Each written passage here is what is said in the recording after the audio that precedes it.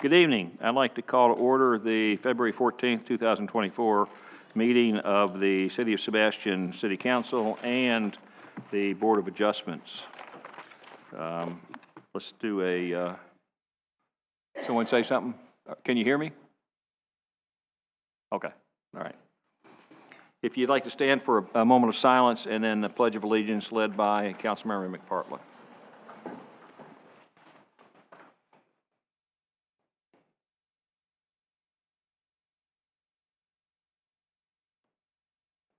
Thank you. I pledge allegiance to the flag of the United States of America and to the republic for which it stands, one nation, under God, indivisible, with liberty and justice for all. Can we have a roll call, please? Mayor Dodd? Here. Vice Mayor Dixon? Yes. Here. Councilmember Jones?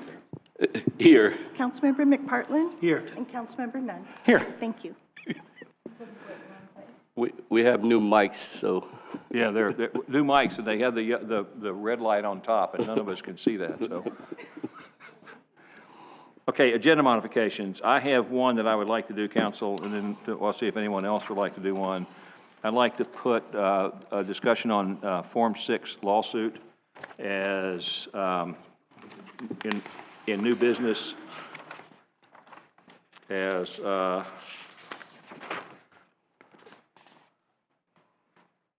14E? yes, it would be, no, it's not under public hearing, it's under new business. It would be item 14E. I think you have in front of you, if you want to look at it, some information from the attorney on that. Okay.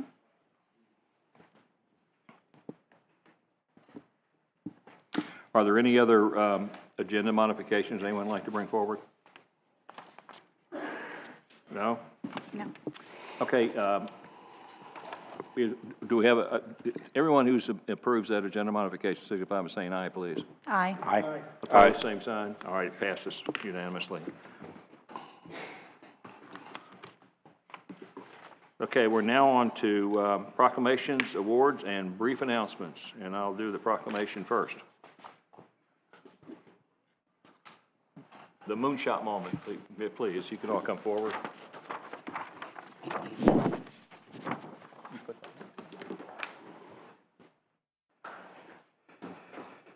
Take a long way, go that way.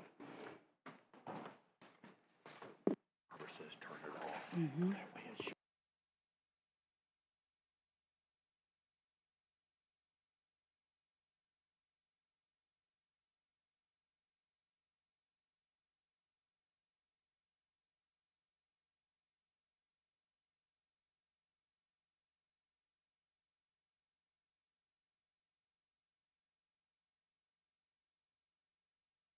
Okay, now, can we still hear?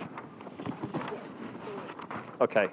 I have a proclamation designating the City of Sebastian as a moonshot community where we support our youngest learners and their families to make Indian River County a leading literacy capital of the nation. Whereas our most precious resources are our children, the first years of a child's life lay the foundation for all future learning where the most rapid brain development occurs, and whereas early literacy is the gateway to all learning, from birth to third grade, we learn to read so that we can then read to learn. Statistics show children who are not reading on level by the end of the third grade have only 1 in 4 chances of success.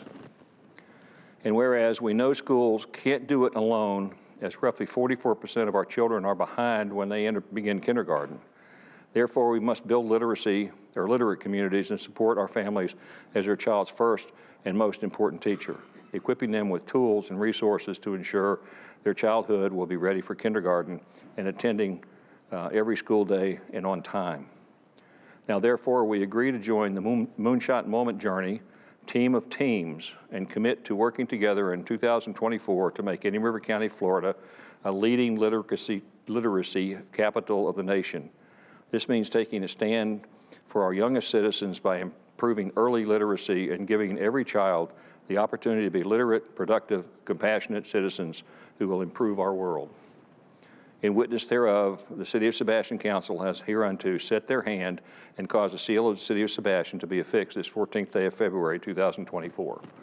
Okay, I have a proclamation, and let me get the mic so anyone who wants to say something can actually do that. And if you'd like to take a picture, we can do that with the proclamation, so, okay. Get the picture first. We didn't want to say just, we'll be Okay. very brief. Okay. But thank you.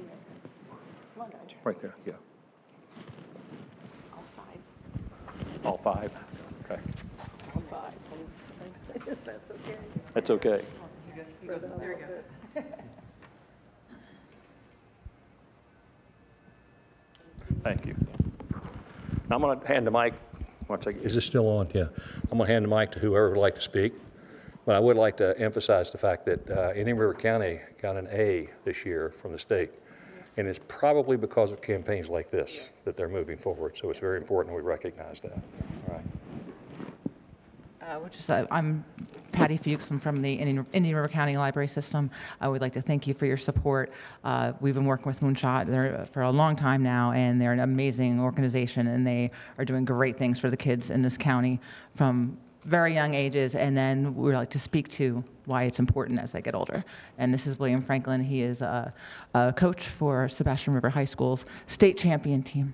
Team of teams. Winning Team of teams.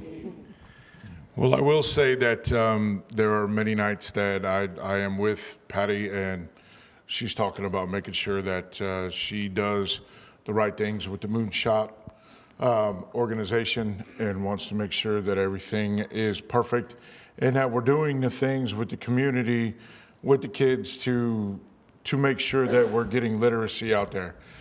I'm gonna start by saying, you know, I wrote a little thing down, but if I get off track for a minute, it's from my heart. So as a member of the 2023 state championship Sebastian River football coaching staff and a community member, I'm happy to be here. Supporting Sebastian's commitment to the Moonshot community, we know that literacy is the foundation, and all success, even success on the football field, comes from literacy. And when I say that, our football team and our players, not just with the football team, but as well as other athletics, you know, we got to be able to make sure that these kids understand what we're putting in front of them. The X's and O's, making sure that we're putting forward our motivation for the day, making sure that they're reading those things. We try to give them a motivational text every day to make sure that we get them going and have a good time. Understanding the rules, that's always a big thing, making sure that we know the rules before game day, that we know what is expected and how we're going to do things that night. Keeping track of our schedules, making sure that we know, okay, this is what we're doing. We put our itineraries together, making sure that we're ready to roll. And all of us coaches, sponsors, and everybody in the community are always there to be there for us. So we want to be on our best. So we're making sure that the kids are reading what we're giving them, the materials that we give them every day, so that they understand what we got going on to be as successful as we can be. As coaches, we're encouraging our athletes in the classroom, not just on the field, because what we do is make sure that we have study time for the kids. We make sure that they're paying attention to what we got going on in the classroom.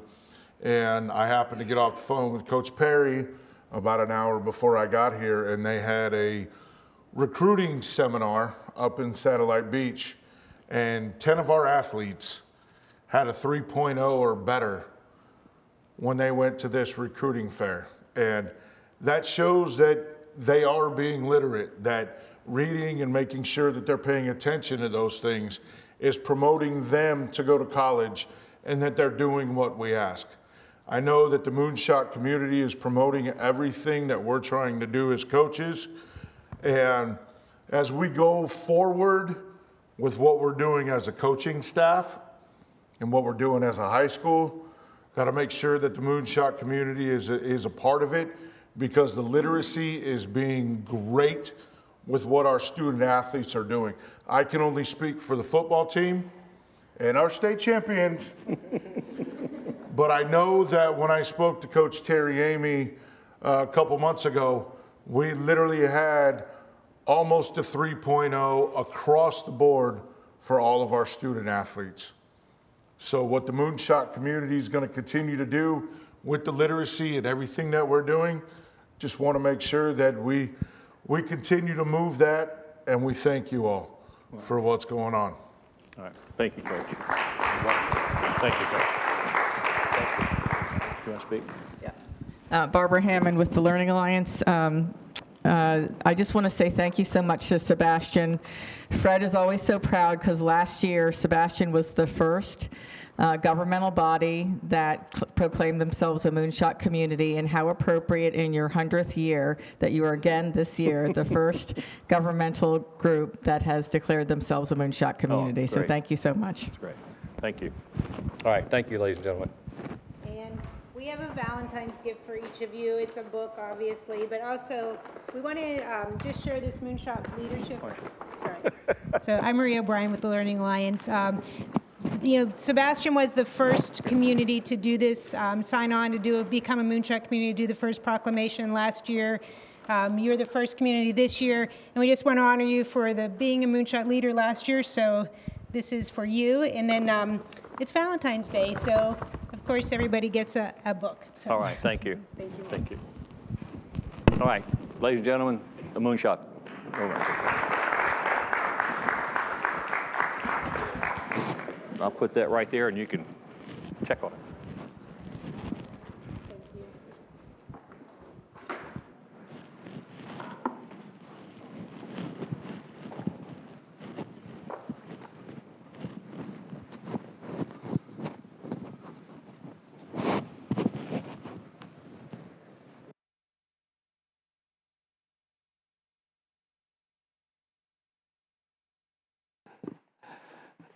Mr. Mayor, can I have your candy from your bag? Oh, Fred. No, let me see here. What is this here? No, chocolates. I can't give them away. Okay.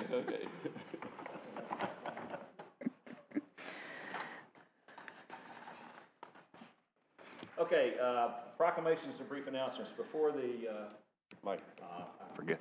All right, proclamations and awards and brief announcements. Before the Vice Mayor reads these, I'd like to make an announcement that this afternoon, Councilman Bob McPartlin was elected to be the chair of the Indian River County MPO.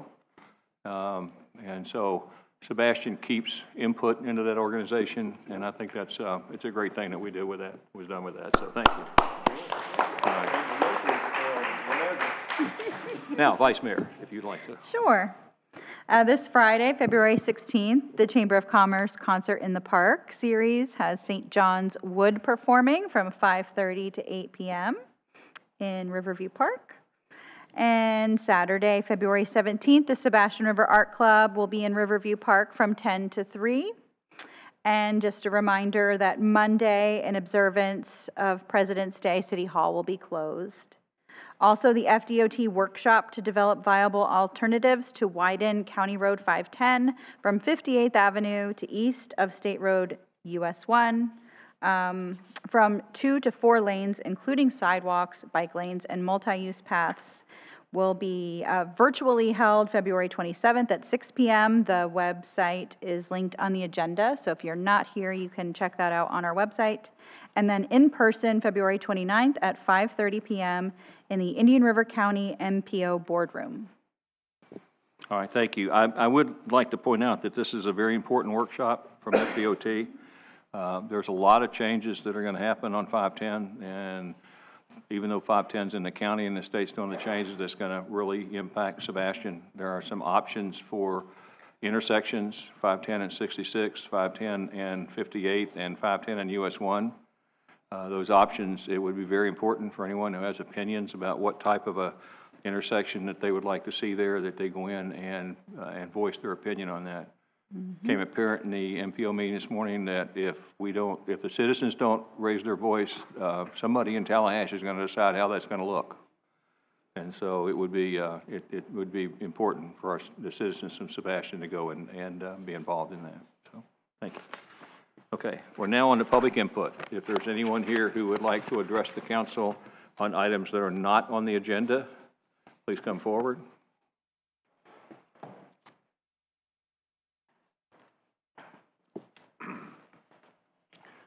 Good evening, Council, Mayor, Richard Gilmore, Sebastian. I want to first thank you all for your service. A lot of people don't understand what it is and what it takes to sit up there. And I've been there. I've walked in your shoes. And I know that most people don't know how much you make, but it's like not a lot, okay? It's like $900 for, I think, for mayor, the big bucks. Yeah. And it's less for a council member. So for the amount of time that you put into it, and I know you can't do a good job without spending at least 15, 20 hours a week, and probably a lot more on some weeks, doing your job. And so I want to thank you for your service, because when you're making $8 or $10 an hour, that's really about all you're making.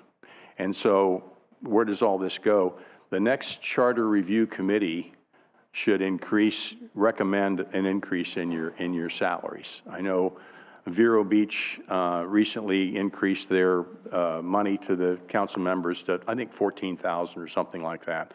Again, it's not a lot, but it's a lot more than what you guys make. So thanks for your service. I want to thank the city manager especially, for the condition that he keeps our parks in, and you guys are doing a good job there too.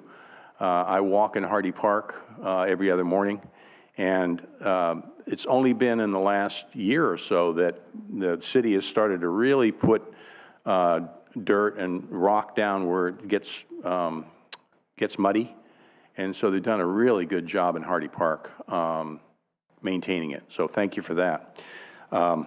Thank you for your parks. And as a tag on to that, the Craft Club recently made me the president of the Craft Club. So I wanted to announce that March 9th, we're going to have a treasure hunt in Riverview Park as part of the Craft Club.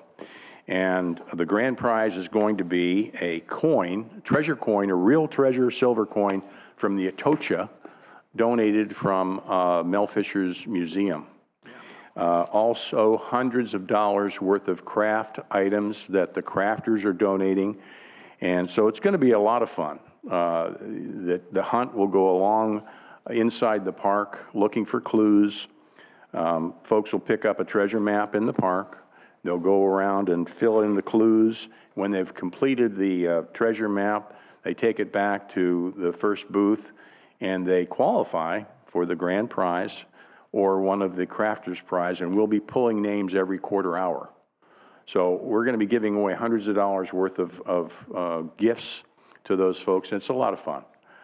We did it once or twice with the art club, and it was just really neat for a whole family, because the kids are looking for the clues, and you know, the crafters will, or the artists will say, well, gee, you're real cold, you know, getting warmer, oh yeah, okay, now you got the clue. So anyway, you all have one of those. And again, thanks for your service. Appreciate it. Thank you, sir. Does anyone else like to come forward? Is there anyone on Zoom? No one has raised their hand. All right, thank you. We're now closed public input. Now I'm going to recess the City Council meeting and convene the Board of Adjustment meeting.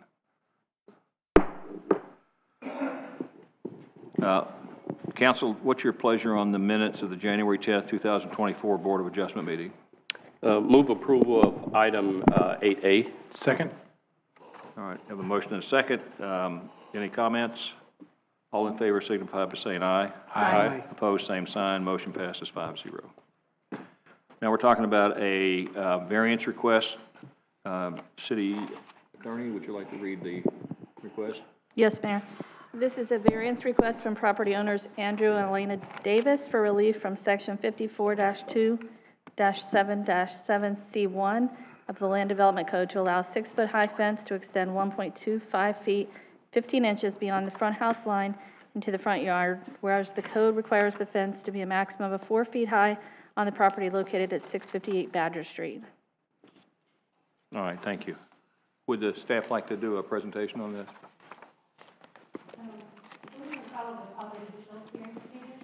I'm sorry, the quasi-judicial procedure hearings where we need to be sworn in and ex parte? Okay. Anyone who's, all right, first, anyone who's going to speak on this, please stand and let the city attorney swear you in.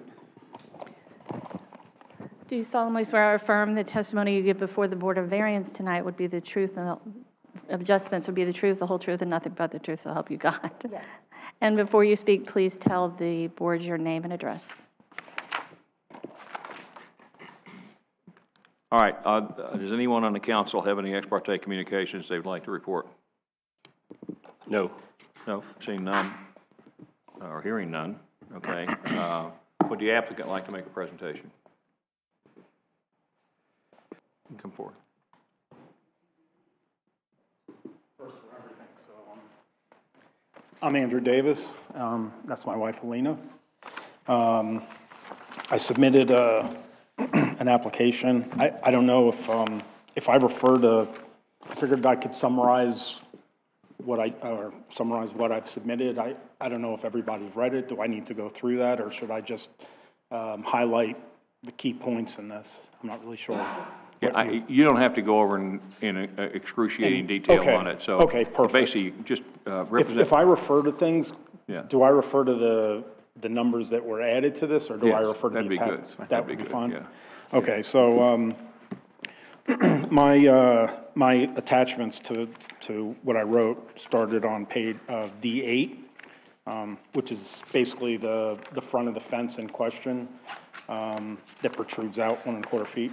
But of particular attention are basically there's four of the attachments I want to focus on. One is on D9, and this is taking a picture looking at it sideways. It's actually looking to the north. Of interest are the numbers 2, 3, 4, which refer to those posts.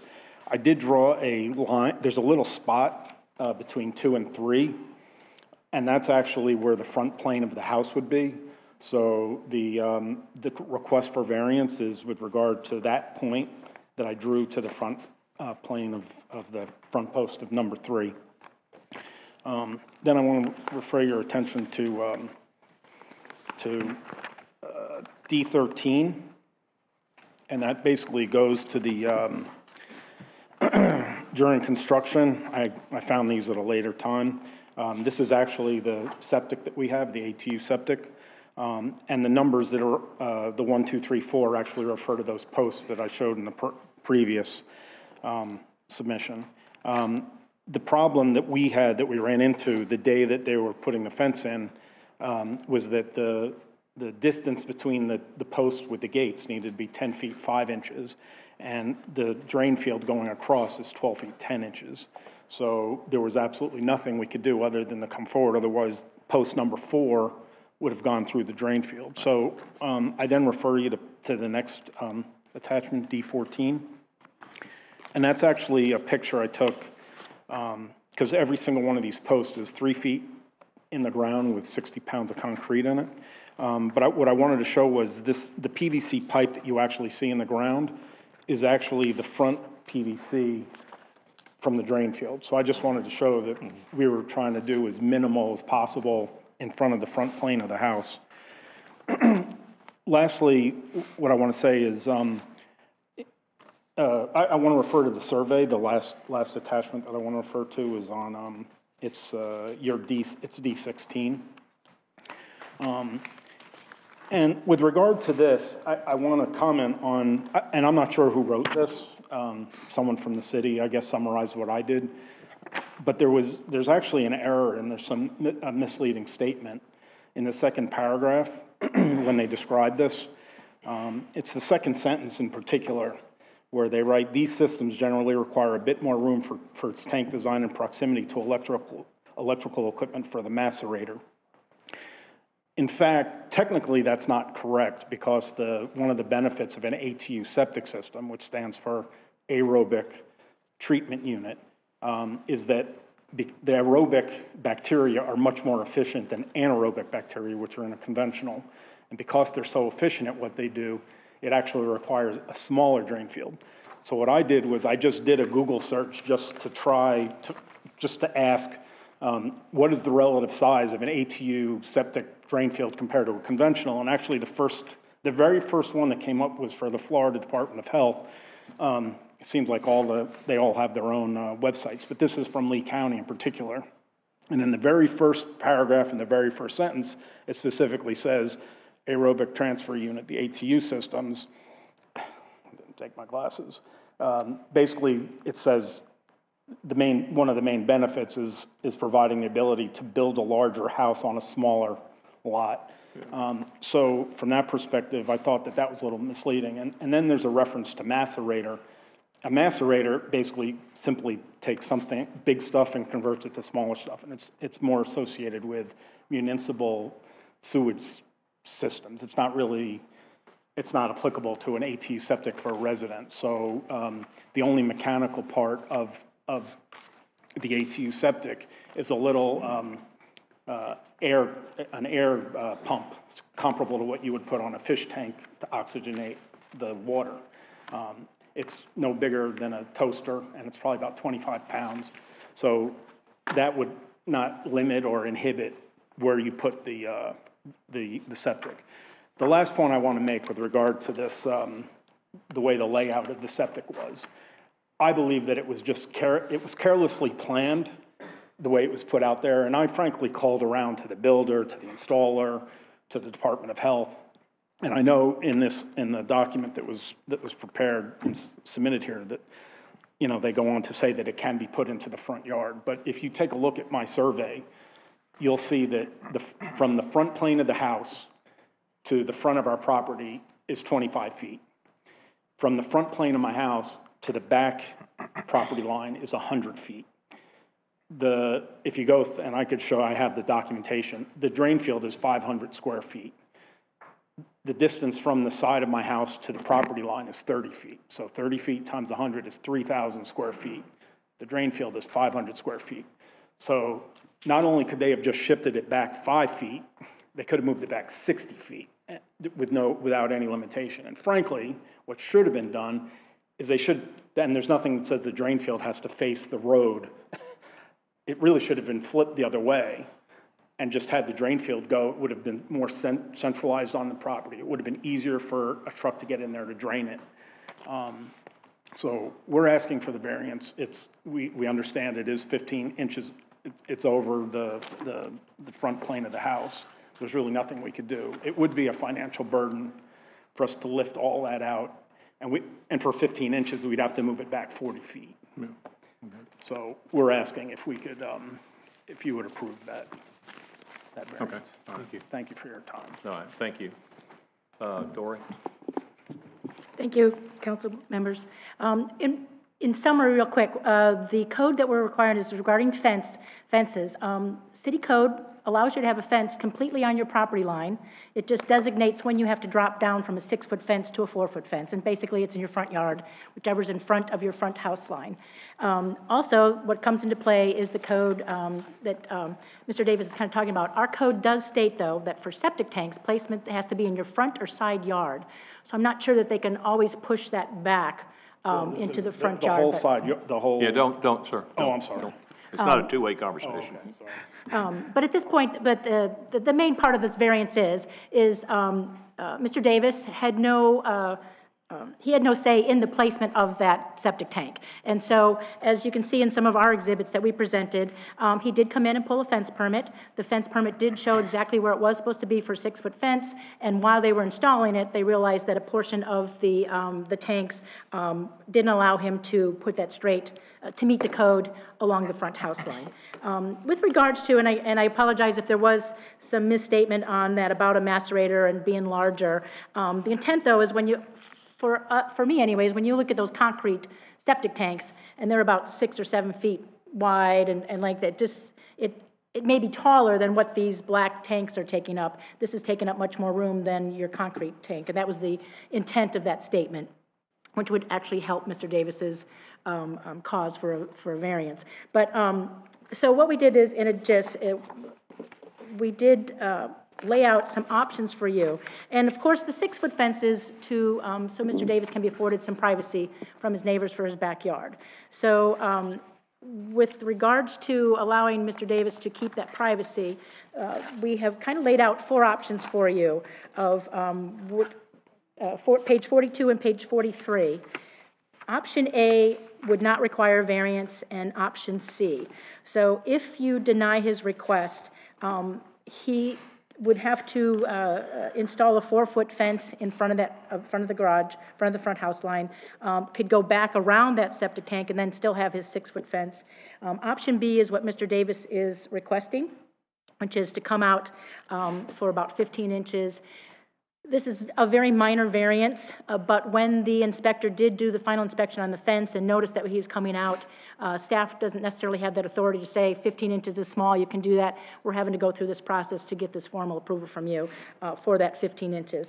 But option B is what Mr. Davis is requesting, and that will allow him to keep a 6-foot fence coming forward to avoid the septic tanks and then also remain down to his side yard line.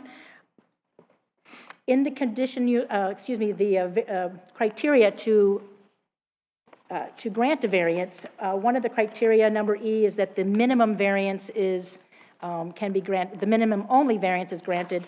That is option D, technically, where you're allowing the 6-foot fence to be around the encroachment of the tanks, and then back up to the front house line and over.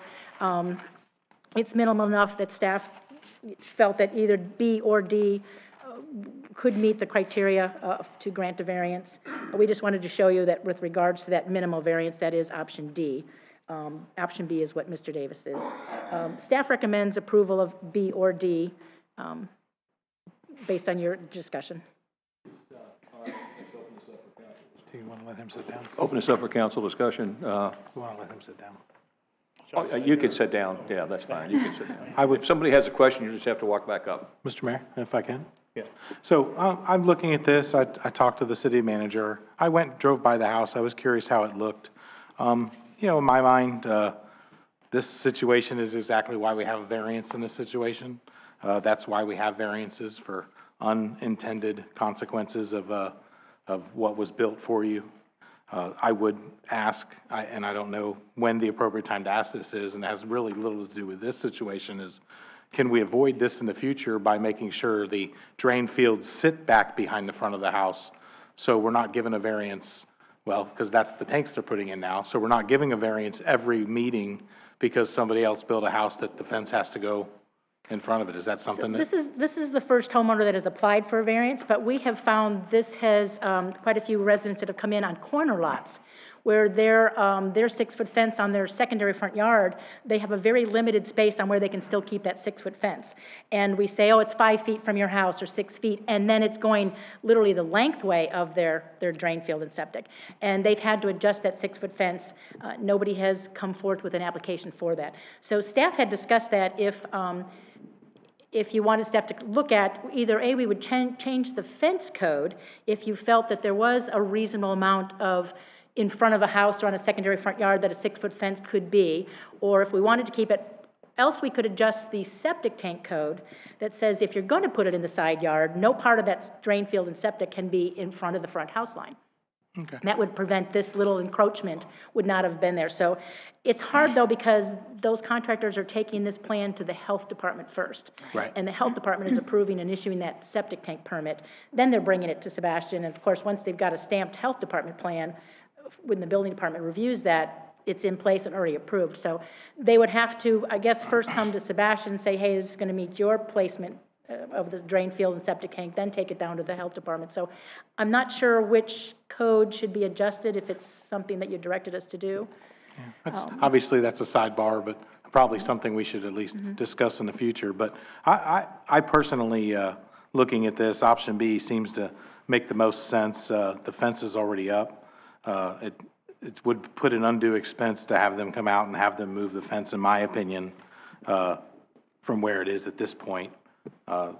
They didn't do it because they wanted more room in their yard. They did it because of a drain field that they had no choice about. So this seems like one of these situations that a variance was designed for.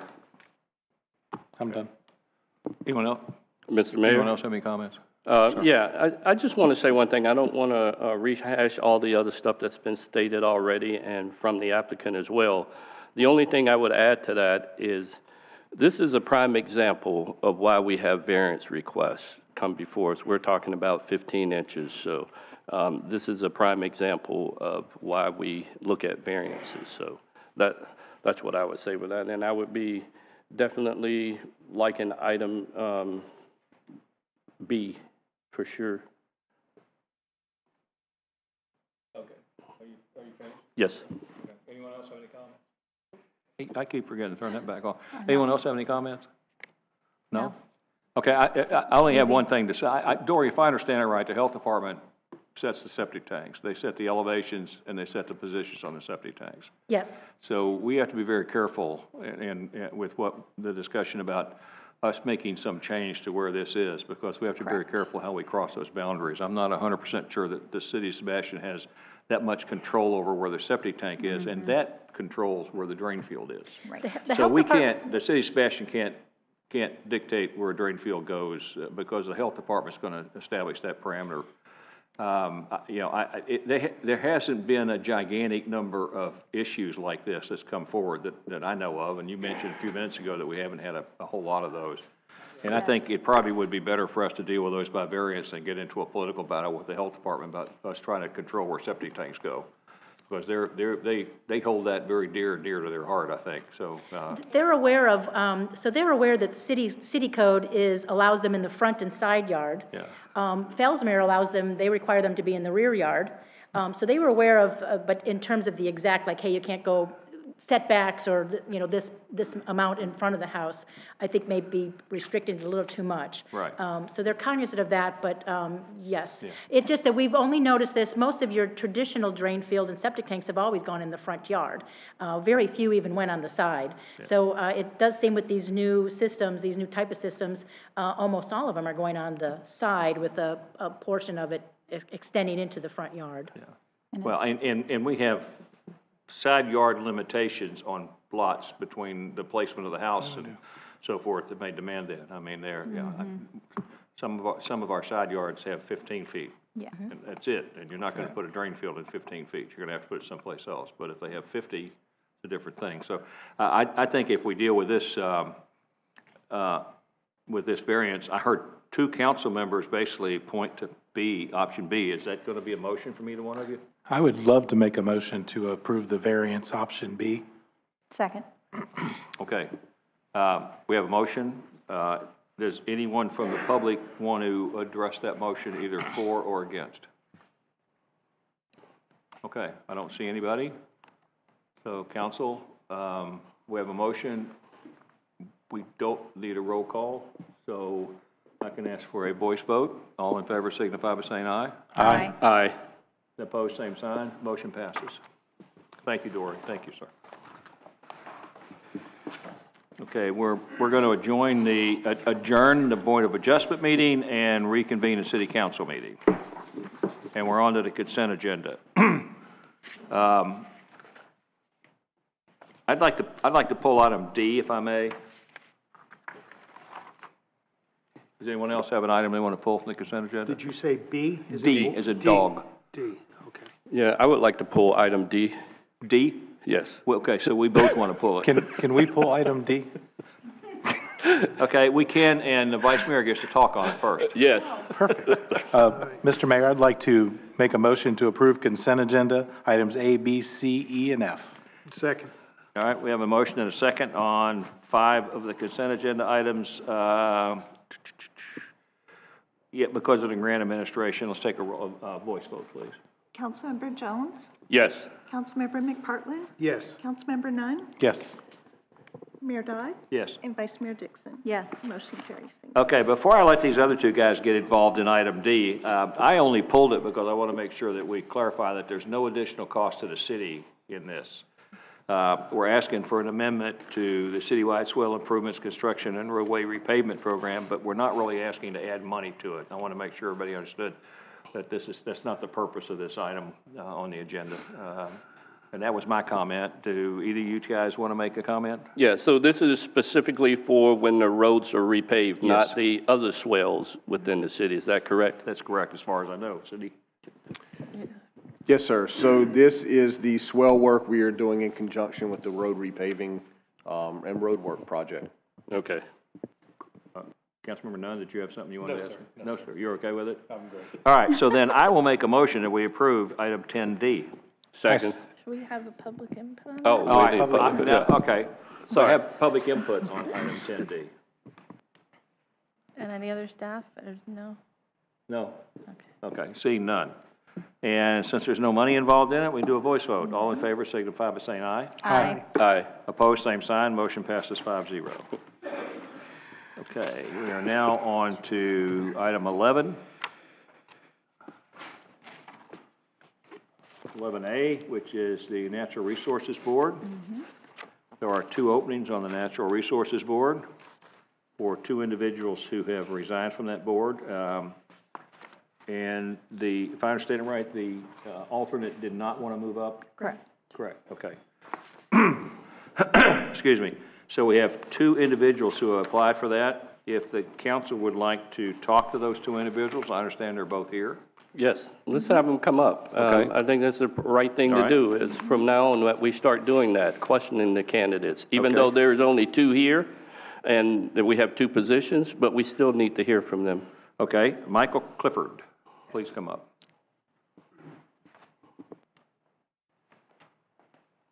Hi, my name's, is this working? Yeah, go ahead. My name is Mike Clifford.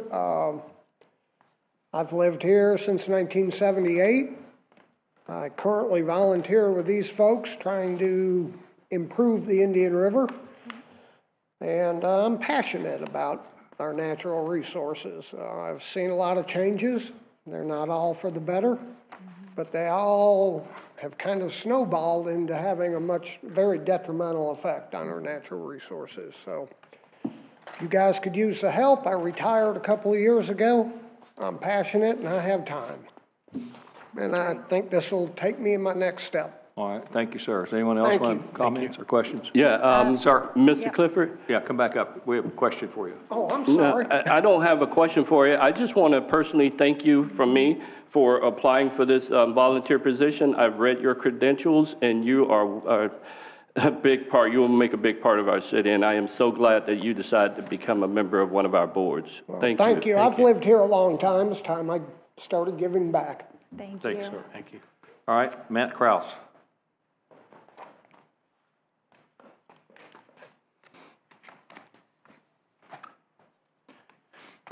Good evening, members and Mr. Mayor. My name is Matt Kraus. I applied for the position. I've been in Sebastian for about 15 months, maybe 16. Not quite as long as the other applicant. He's beat me on that. I did want to mention that I do have some experience in the natural resources field. I don't want to belabor that. I think it's in the material that I sent to you. I am a believer that individuals who have time and energy or specific expertise should participate in their community. And I just happened to see the application, the advertisement for it, and felt that this is a good opportunity for me to volunteer to participate to help the City of Sebastian and the citizens. And I'm happy to answer any questions. Never give a microphone to an ex-politician. No, that's a bad thing. They don't want to let go of it. So anyway, I'm happy to answer any questions that you may have. I agree with you. The city staff tells me I won't turn mine off. So, Okay. yeah, so we're okay with that. I see you have some experience in state senate, and that's pretty cool. Legislature for Vermont. That's awesome. Well, thank you Yes. for your ability and time to come serve our city. It's definitely appreciated. That's a very busy board. They have a lot going on and very involved. So look forward to working with you. Thank Okay. you. Thank you. Yeah, and me too. I mean, I really love it. The Natural Resources Board, we're getting ready to go into Arbor Day. This is going to be great. I mean, having someone with your talents and your skills and willing to volunteer here in the city, that's awesome. And thank you for doing that. Yes. Welcome. All right, council. If no one has anything else, then I'll entertain a motion to appoint both of these gentlemen to the Natural Resources Board. I'll make a motion to appoint both gentlemen, Mr. Michael Clifford and Matt Kraus. Second. All right, we have a motion and a second. Any other comments? Well, I Any just thought comments when from I the public? heard Mr. Jones here, he wanted a question. I was ready for a good cop, bad cop kind of interrogation. And you didn't even get to decide which one you were going to be. Right. All right, anyone else have any comments? Anybody from the audience or the public? No, okay. Mr. Mayor, before we move on, could we just identify which position you want them to have? Okay, all See, right. one position does run out in about 5 months. Now, we do have a resolution on the books where you can extend and give him 3 more years, but it has to be 3 months close. But this is 5 months close of the expiration. So if you could just identify which gentleman you want to plug in, and if you want to waive the rules and add a 3-year term, because like I said, he's only going to Mr. Mayor, I'd like to make a motion to waive the rules. You can't yet. We can't yet? No, I can't yet because we have a motion on the floor. Oh, So, okay, yeah, we got to finish that motion Will you first. withdraw your motion? I will withdraw my motion. And I withdraw my second. Okay, so let's take a motion on Michael Clifford as to whether he's being appointed to the term that expires on 7/1/2025 or 7/1/2024. And in order to do the 2024, then we'll waive the rules and extend that term to 3 more years. 3 more years. Yes. To 2027. All right. Okay. Is that the motion you want to make? Yeah, that's the motion I want to make. Okay, so Give Mr. Mr. Michael Clifford- Clifford is being, and the motion is that Mr. Michael Clifford will be, Mr. Carrier's position. will be, replace Mr. Carrier in a term that expires on 7/1/2027. And that we're going to waive the rules for notification on that. Thank you, sir. Do I have a Yes. second on that motion? Second. All right. All in favor signify by saying aye. Aye. Opposed, same sign, motion passes. So now we have a motion on Mr. Krass that is in that Ruth Callahan's position, that he's replacing Ruth Callahan, which, and his position will expire on 7/1/2025. Do I have a second? Second. All right. All in favor signify by saying aye. Aye. Perfect. We've now worked that through. Now we Thank got you, it. guys. Thank you, gentlemen. I mean, the Natural Resources Board, we have some real talent on that, and you too, from your resumes, I think are going to really add to that talent. So I think it's a really good one. Okay, now we're on to 14B, which is the Citizens Advisory Board. We have an alternate member that is currently held by Grace Reed that is expiring. And I would just like to make a motion that we reappoint Grace Reed to that position. Second. I don't think she needs an interrogation. No. Fred likes to do that kind of I want to stuff. He hear might from wanna her do it, anyway. you know. I want to hear from her. Do you honestly want to hear Yes. from her? We can thank her for her service. Yeah. Okay, Fred's wife, you're not getting dinner tonight.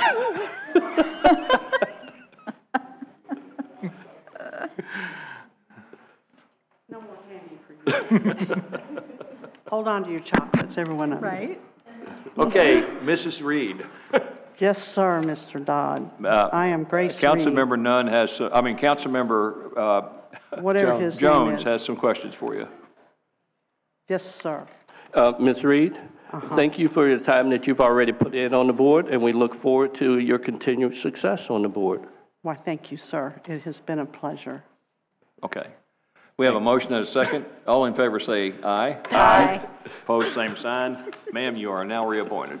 Thank you, sir. And you can Thank sit you. down now. We wanted to make sure the in. public saw it too, so, you know. They see me all the Okay. time. I know. If it was any more fun, I don't know what I would do. Okay. We're now on to item 11C, which is a discussion about membership or I don't know what I want to call it. Ex officio. Okay, we need to add it. Let me just raise an issue here. What I think we need to do, because we had this at one time, we have a list of appointments in committees that are outside the city. Right. And I think we need We to do. add this to that list, okay? That's a secondary on this, so that at the end of our next council election, that we can either reappoint because the individual desires to be there, or appoint someone else, or if that person no longer is on council, then we have a place we can do that. So is that acceptable to do that? Okay. Now, the Chamber of Commerce has asked that we provide them a contact from the city's council.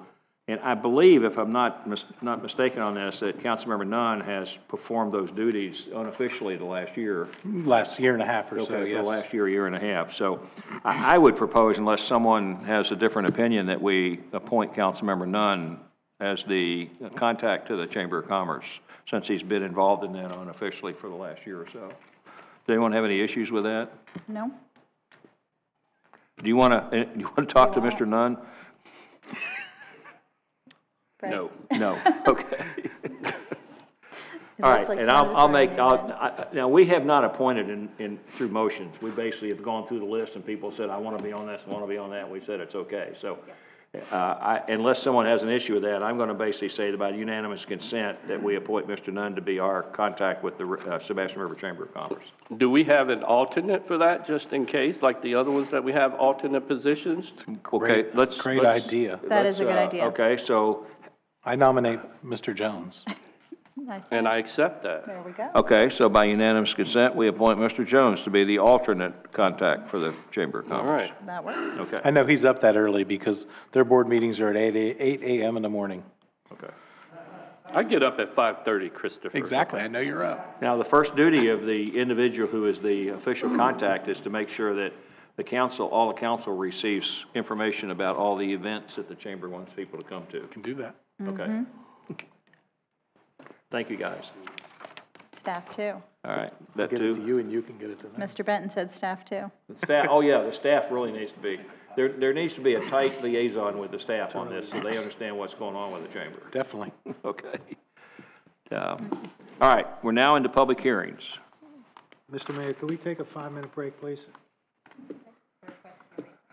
Yes, we're in a recess for 5 minutes. A true 5 minutes.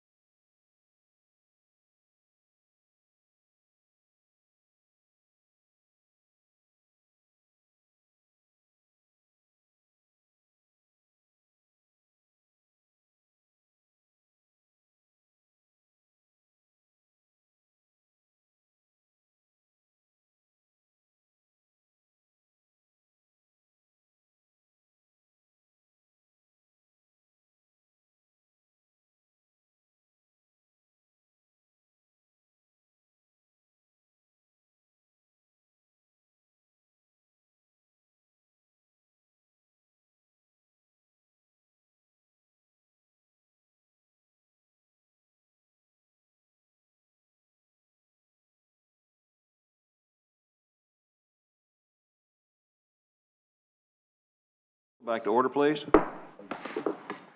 And we are now on item number 12A. Would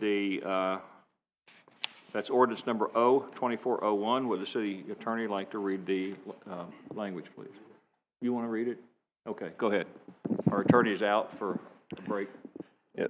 Thank you, Mr. Mayor. So an ordinance of the City of Sebastian, Florida, amending Land Development Code Section 54-5-22.2, providing a definitions of terms regarding murals, amending Section 54-3-16.3, providing for exemptions pertaining to murals, providing for severability and repeal of laws in conflict, providing for codification, providing for scrivener's errors, and providing for an effective date.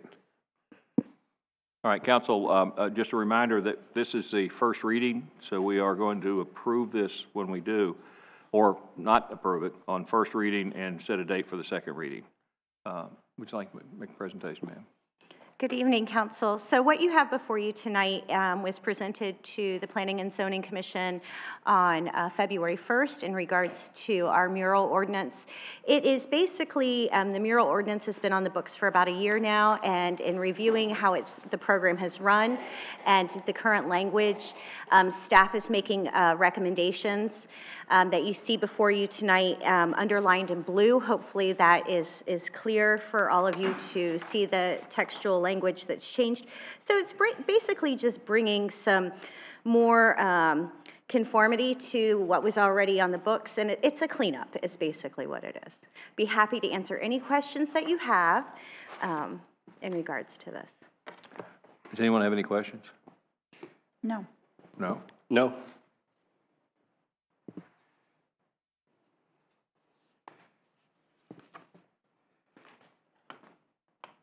Okay. I was just reading something to make sure I didn't have a question. Sorry. Okay. Long pause, you never know what's going to happen. Right. All right, council, what's your, anyone from the audience, this is, just so we get a little bit more detail, this is modifications to our ordinances that supports the Sebastian Chamber of Commerce's mural program, where they allow artists to come in and paint murals on buildings. There are some really nice ones at the Tiki Bar and some other places. And that program, they're going to monitor that program. They're the ones that work with the artists. They're the ones that work with the business owners to make sure that that the material is appropriate and so forth. There is some language in here that basically says that they're supposed to do that, but I have yet to see an inappropriate mural. And this also defines the impact on business signage, because murals may well be considered a business sign based on what it does. I mean, a mural of a mermaid swimming in the river is not a sign for a business, but one that says ABC Liquor, come on the door, that's a business sign. Mm-hmm. And it'll have to fall under our sign language, under our code for the sign, for a business sign. So that's basically what's in here. I think it's a good ordinance. I don't have any problem with it. Council, what's your approval on it? Yeah, I have no problem with it either, but I believe there are multiple applications. It's just not painting either, because we have two here now, and one was painted, but the other one was with a different material. Is there, I don't remember what the other materials are, if there's a disqualifier for if you don't use certain things or whatever. So is there anything like that? Let's see. It talks about the type of scenes and, Florida fauna and all of that, but it talks about style, materials, and general appearance and location. So, I see it says of paint or other mixed materials. Exactly. Of the mixed material, right, yeah, because we have one that has a different material than just the regular paint, so that adhere to the building, so. Right. And I just want to make sure that we're not going to be doing away with that and just only painting, so that everybody knows that you can have, as long as it conforms to our rules and the depictions that it has on it. Absolutely, and that's in partnership with the Chamber. Yeah, right. This appears to basically reference that the Sebastian River Area Public Mural Program, yes, which is run by the Chamber, is a controlling point for this. All we're doing is setting the rules by which once they approve that, it can be put on, and then also setting some rules by which the business understands what the limitation is on them advertising within that mural. Right. Which I'm sure the chamber also knows that. The one question I'd like to ask, and I'm assuming item 15A is the change that makes it so that the chamber building in itself, being a city-owned building, could have a mural put on the side of it with that change, correct? That's correct. Okay, I know that was one of the concerns, was it would be nice to have our Chamber of Commerce to have the ability to have a mural to represent the trail as well. And that's nice that that change is being done so that we're following our own proper code and addressing as it needs to be done, so that that can be done on a city-owned building, even though it doesn't meet the, it no longer has to meet the commercial property guidelines. So awesome, I'm glad to see that. I'm for major approval of this, very happy to see the ordinance, the mural program. It's growing pretty well from our meeting today. A lot of murals in our city, and it's growing, and more to come. So I would make a motion to approve ordinance 024-01 on first reading and set a second date for reading of, Brian? What's our next date for this date. next meeting? 28. February 28th. February 28th. Second. Okay, does anyone from the public like to address this? Seeing none. All right, we have a motion and a second, and I think we can do this on a voice vote. All in favor, signify by saying aye. Aye. All opposed, same sign. Motion passes 5-0. Okay, we're now on to item number 12B. And 12B is a public hearing on ordinance number 02402. Would the city attorney like to read the language, please? Yes, Mayor, thank you. This is a first hearing on ordinance number 02402, request for rezoning. An ordinance of the City of Sebastian, Florida, designating a zoning classification of CG Commercial General from the current zoning designation of PS Public Service for land consisting of 4.13 acres, more or less, known as the Old Public Works Compound, located north of Sebastian Boulevard, south and west of Orange Heights Subdivision, and west of American Legion Post 189, providing for conflict, severability, scrivener's errors, and an effective date. All right, city staff? Okay, so we are the owner and applicant on this one, and we felt that the highest and best use would be to rezone the property from public service to general commercial. It has a future land use of mixed use, so future land use of mixed use is in alignment with having a general commercial zoning classification. General commercial is also to the south of this current property, so it lends itself to being general commercial already. And I'd be happy to answer any questions. Okay, before I do that, let me back up, because I failed to ask for ex parte communications between any council member and anyone on this issue. No. All right, see none. And anyone who's going to address the council on this, please stand and let the clerk swear you in. Okay. Sorry. Applicant? Applicant. I'll do that. You are the applicant. Yes. Do you swear or affirm that the factual statements and the factual representation which you're about to give or present during this public hearing will be truthful and accurate? I do. Thank you. Okay, and since you are the applicant, you've made a presentation, and now if you want to represent the staff and make a further presentation, you can, but I think we're okay with what you did. I have nothing further to add. Okay, good, thank you. Is there anyone from the floor in favor of this request? Is there anyone from the floor who opposes this request? Okay. The applicant has been provided an opportunity to address those who addressed us, but since no one did, we're okay with that. Council deliberation time. Personally, I would like to say I'm happy this is moving forward. I know that we have a buyer that's agreed to buy this property, and I'm glad that we're able to get it rezoned and move forward with that purchase, and they can move forward with building a business there. Okay. Yeah, Mr. Mayor, I'm glad that we're moving forward with this. I would like to see this move on, so then we can actually go out and get someone to sign a contract to buy this piece of property. Yeah, if we can just restrict this discussion to the zoning and not potential future. Right. Right. Yeah. All right, thank you. Yeah, Okay. thank you. So, yes, I support this ordinance. I would like to make a motion to approve ordinance -024-02 and a second reading date for February 28th. All right. Second. Have a motion and a second. Any other comments from the council? I think it makes a lot of sense. I'm sorry? I think it makes a lot of sense, Okay, good. given what's already in the area. All right. So, let's have a vote. All in favor, let's do a roll call vote on this, please, because it is a zoning change. Mayor Dodd? Yes. Vice Mayor Dixon? Yes. Councilmember Jones? Yes. Councilmember McPartlin? Yes. And Councilmember Nunn? Yes. Okay, we're now on to item 12C. This is first reading of a quasi, and it's a quasi judicial public hearing for ordinance number O-2403, a request for rezoning. And I'm going to open the quasi judicial hearing at this time. Would you like to read the ordinance, please, Mayor? Yes, sir, thank you. This is a first reading of ordinance number 02403, request for rezoning, an ordinance of the City of Sebastian, Florida, designating a zoning classification of HI heavy industrial from the current zoning designation of IN industrial for land consisting of 5.13 acres more or less, known as Warrior Recycling, located north of the City of Sebastian's airport, south and west of Crail Warehouse, and east of residential development, providing for conflict, severability, scrivener's errors, and providing for an effective date.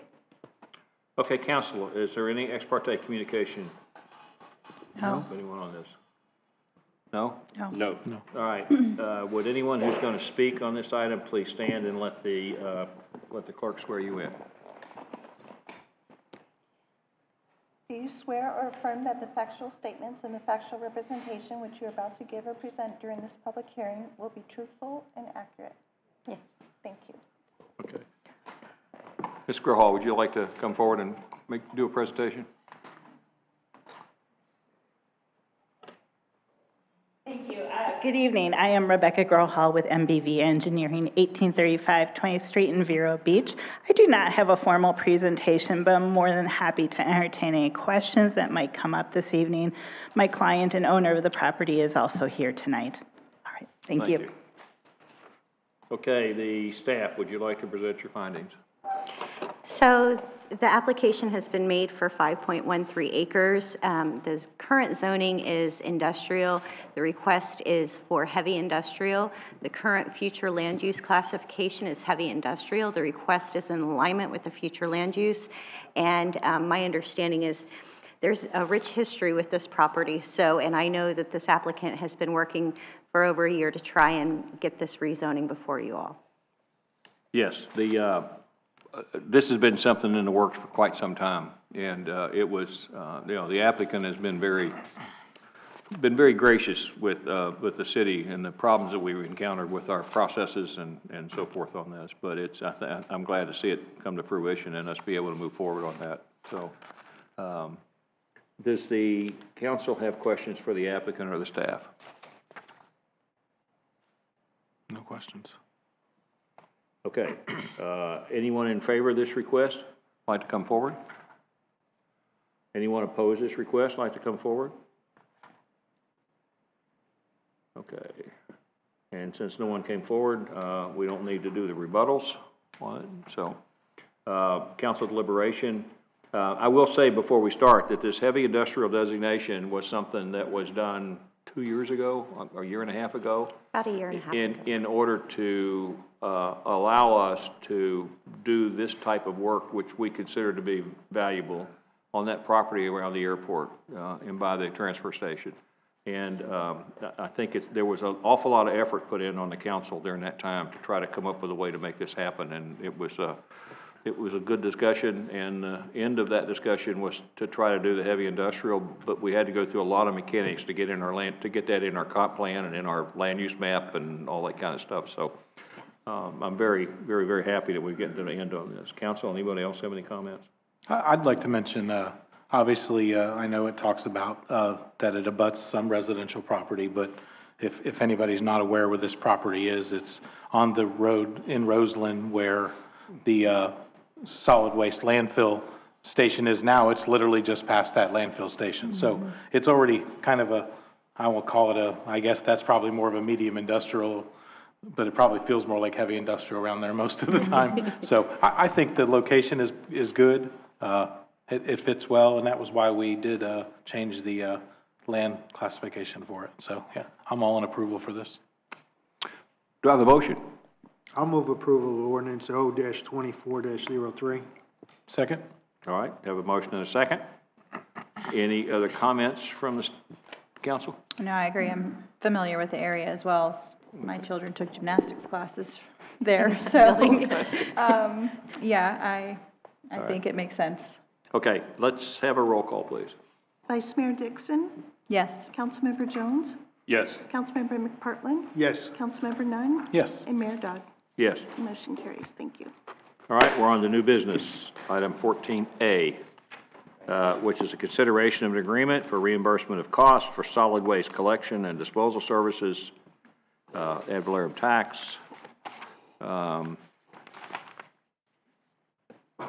Would the staff like to make a presentation on this? Thank you, Mr. Mayor. I'll just give some brief details on this.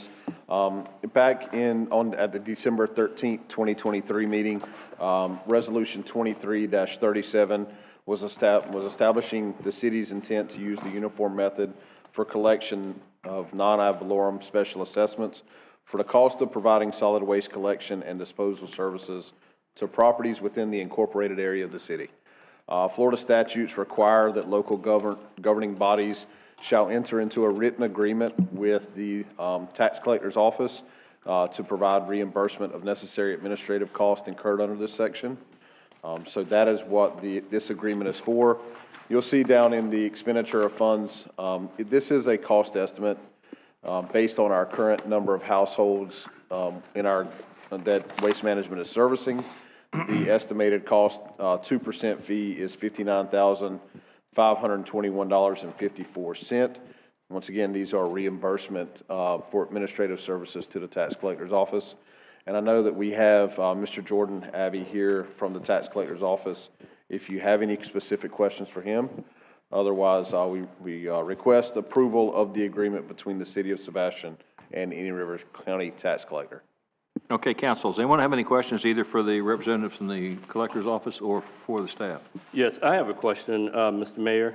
So this non-ad valorem special assessment, the 2% annual fee to the tax collector, we already stated the numbers, the estimated costs right now. How does this affect our overall budget from this year forward until we get caught up? So, thank you, Mr. Mayor, if I may. Yes. So, as we were going through this process, when we discussed it back on December 13th, we had showed a complete breakdown of how the costs were going to be incurred by the city. The plan is that, well, the reasoning for franchise fees is to recover some of these costs that are incurred by the city. So when the amount comes into the tax collector's office, they'll take their 2%. However, the franchise fee that is set in place should cover the expenses to the city for this 2% fee. So we're still talking about remaining at the 6% franchise fee? Right now, it's set at 3%. We changed that 3%? when we approved Right, this. that's what I mean. It If the was council- 6%. If the council desires to change it from 3% to some other number, then we'll have to bring that back as an item in front of the council. But it was set at 3% when we did the agreement. Right, and we're losing 2%, so that's 1% difference? Basically, that we're talking about, the 2% that we're paying to the tax collector's office uses 2% of those, the franchise fee will cover that. Right, out of the franchise fee. Yes. Yes.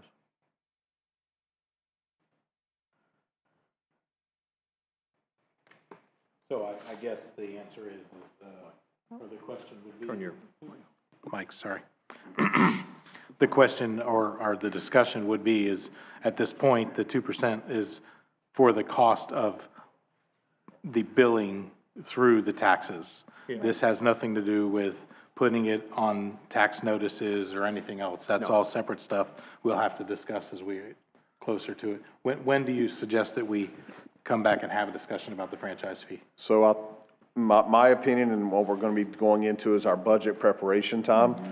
And so that'll be the next step that we take, is looking at the franchise fees. Just for clarification, I did also speak with the property appraiser's office. They do not need an agreement with the city unless you all give us direction to put the billing on the trim notice as well. That would be an additional 2% cost. So those are things that we will look at as we go into our budgeting process. And we will try to have all this wrapped up. We'll have to bring it back to you all before the summertime, and then we'll have to come back with a tax roll approval by you all via resolution in order to finalize this non-ad valorem assessment process. And that has to be done prior to September 15th. Okay. Anyone else have any questions?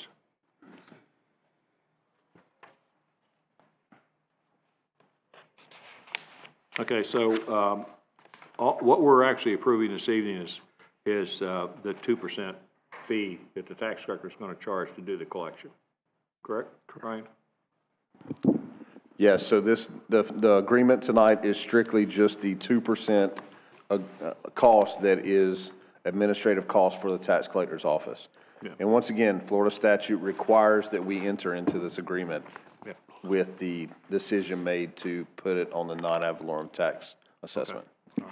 Mr. Mayor, I'll make a motion to approve the agreement between the City of Sebastian and River County Tax Collector for the reimbursement of cost for solid waste collection and disposal services, non-ad valorem assessments. It's a mouthful. Second. Second. We have a motion and a second. Is there any comments from the public? Seeing none? Okay. Let's have a roll call, please. Councilmember Jones? Yes. Councilmember McPartlin? Yes. Councilmember Nunn? Yes. Mayor Dodd? Yes. And Vice Mayor Dixon? Yes. Motion carries. Thank you.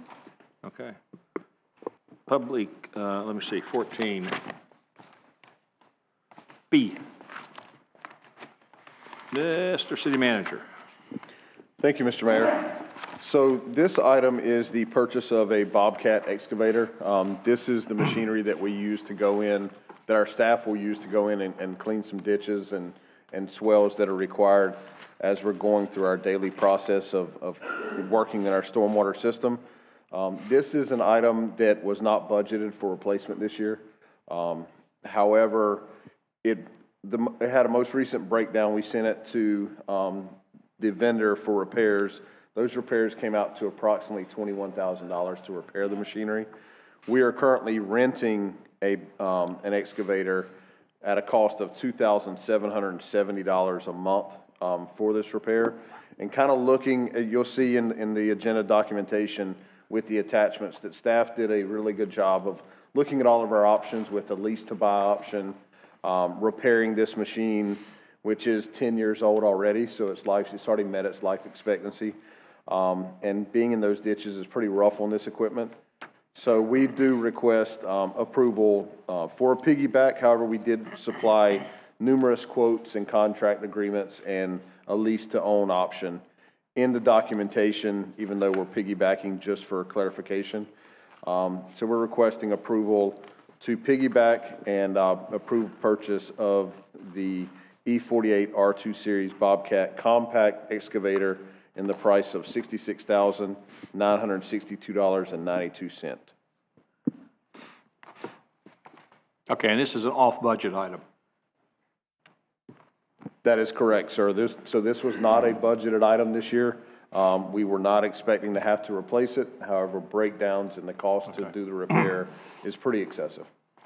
All right, council, any questions? Yeah, no, I'd just like to say it makes perfect sense. I mean, if it's been responsible fiscally, $20,000+ to repair it. It's already 10 years old. What is that going to lead us in the next 6 months or a year? To me, this is a no-brainer that we need to go ahead and do that, because the difference in repairing it or renting one, we're wasting money. So, and we're going to use it because they use it all the time. So this is something that we need to own.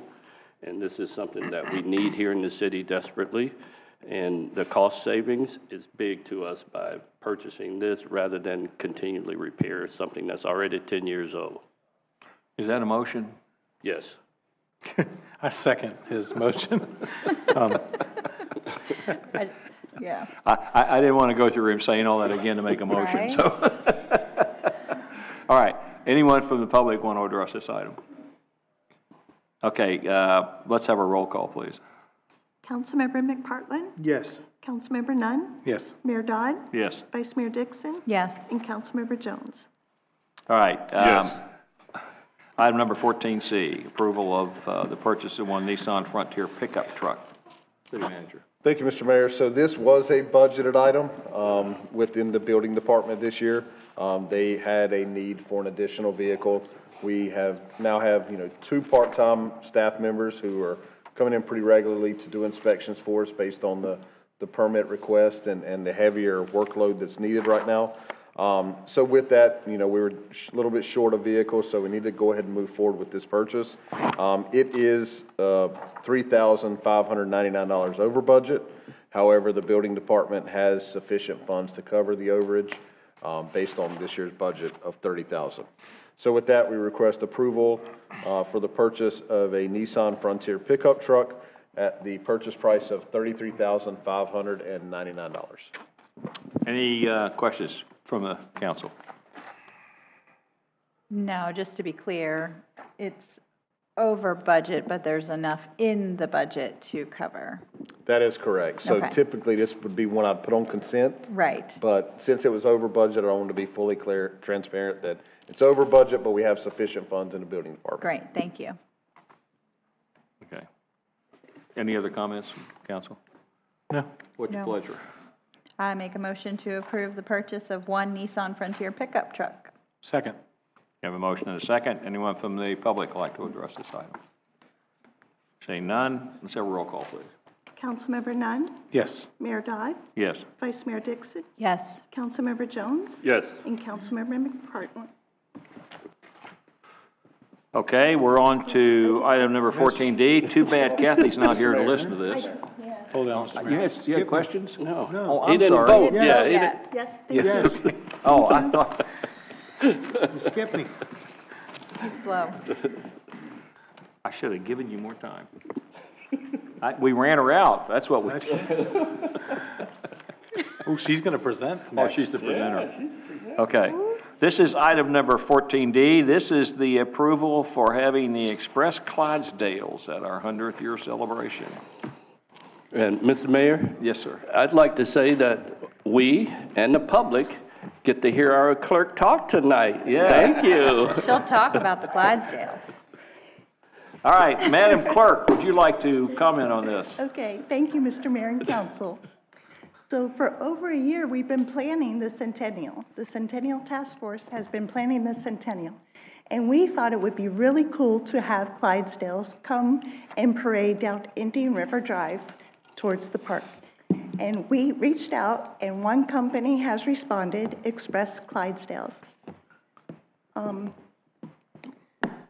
They're available to come on our birthday, December 8th.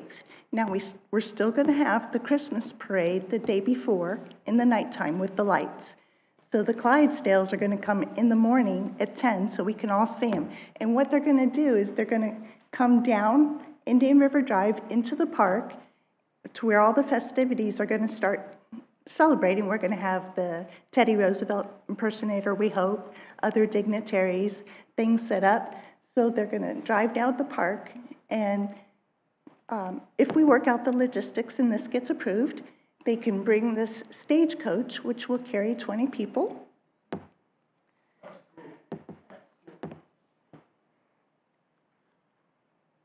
Joseph?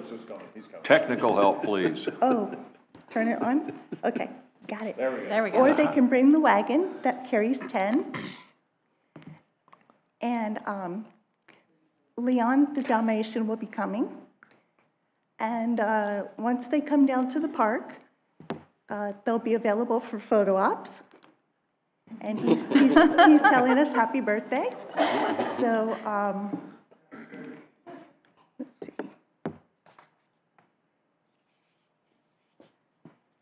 think I covered all the points, did I, Brian? I had a little malfunction with the slides. So depending on what you think, we'd like to hear what you think. Let's do it. You only turn 100 once. Right? That's right, and you might as well celebrate it. That's it. Okay. This actually will go into the fiscal year '24 budget, correct? So we'll have to consider this during the fiscal year '24 budget. So, just with the purchase agreement, there is a requirement of a 10% deposit and then an additional 40% payment. So a portion of these proceeds, we'll create the PO in this fiscal year. A portion of, probably half of the proceeds will come out of this fiscal year. So we will have to utilize funds this fiscal year, and then the final payment, I believe, will fall into next fiscal year. Okay, all right. I mean, I like it. I think it's great. Let's celebrate that 100 years as much as we can. So, Council, what's your pleasure on the Clydesdales? I'd like to make a motion to approve the Clydesdales with the Stagecoach for our centennial celebration. Second. Third. A motion and a second. Any other comments? Any comments from the public? This includes pickup, right? Following behind? Oh, yeah. Yeah, they got bags. We'll accept volunteers. Councilmember Jones is gonna handle that part. No, they got bags. Yeah, we're gonna let the alternate member of the Chamber of Commerce No. support group. Not gonna happen. I picked up enough horse manure in my lifetime, so. All right, are there any other comments on this? We need a roll call, please. Okay. Councilmember Nunn? Yes. Mayor Dodd? Yes. Vice Mayor Dixon? Yes. Councilmember Jones? Yes. And Councilmember McPartlin? Yes. Thank you. Okay, we're now looking at item number 14E, which is the item we added to the agenda for the, let the city attorney go through this. Thank you, Mayor Dodd. Thank you for walking this on this evening. I'm sorry that it came to light so quickly that it was becoming urgent. As you all know, we had some change in the law with respect to the financial disclosure forms that our city council members have to fill out. In the past, it was not required that you would fill out Form 6, you would only fill out Form 1. Form 6, as you know, is a lot more in-depth and onerous on city officials. As a result of this, many of you know, but maybe the public doesn't know, a lot of cities are having problems with this, and in fact, a lot of city officials are resigning over this. St. Pete Beach, in fact, their entire council resigned. A lot of councils have had members resign due to this. Thankfully, our council's not been affected as of yet, but due to that, Weiss-Serota has filed or will be filing a lawsuit on behalf of many cities throughout the state of Florida. So far, 25 jurisdictions have signed on. This resolution is brought before you tonight to consider whether you want to be a part of the lawsuit. For $10,000 flat fee, it would cover the city becoming a party to the lawsuit. It would also cover any city council members who wanted to be a named plaintiff individually, and you have a request and agreement to serve as named plaintiff in front of you as well, that if you decide to go forward, this resolution sets out the city of Sebastian, and all current elected members of the city would be included of that, and it sets out the basis for the lawsuit. And generally speaking, it's basically that it would be unconstitutional. That's the basis of it, that you all were elected on the basis of reliance that you would be filling out Form 1, and now the state has changed that on you without notice to you and allowing you to be part of that decision. So that's generally the basis. It also talks about privacy rights, things of that nature. Other implications that could happen from this form are laid out in there. There's, it's putting a lot of your business out there that wasn't in the past, essentially. So what I'm bringing before you tonight is seeking your discussion and whether you want to authorize this resolution and authorizing the $10,000 to pay to be a part of this lawsuit. It is a flat fee. It only covers the trial level, does not cover any appeals at this point. If the city does not choose to go forward, then individual city council members could be a named plaintiff for a flat fee of $2,000 individually. So at that point, I'm open to any questions, and this resolution is put before you if you decide to go forward tonight. Thank you. I'm just trying to read through some of this stuff to get a firm for it. If I understand this correctly, what what Weiss Rota is saying is that for a flat fee of $10,000, that they will represent the 5 council members for the city of Sebastian individually as plaintiffs, as well as the city as a plaintiff in this action. That is correct, but it is up to each individual council member whether they do wish to sign on. Yeah, but I mean, if the city determines that they want to sign on for the $10,000 flat fee, Correct. then for a council member not to want to be a plaintiff isn't going to change that.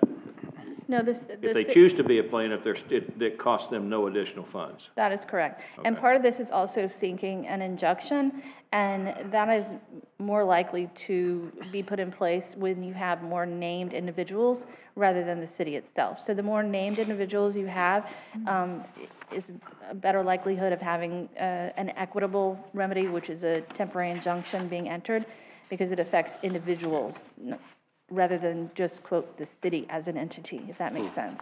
Mr. Mayor? Yeah.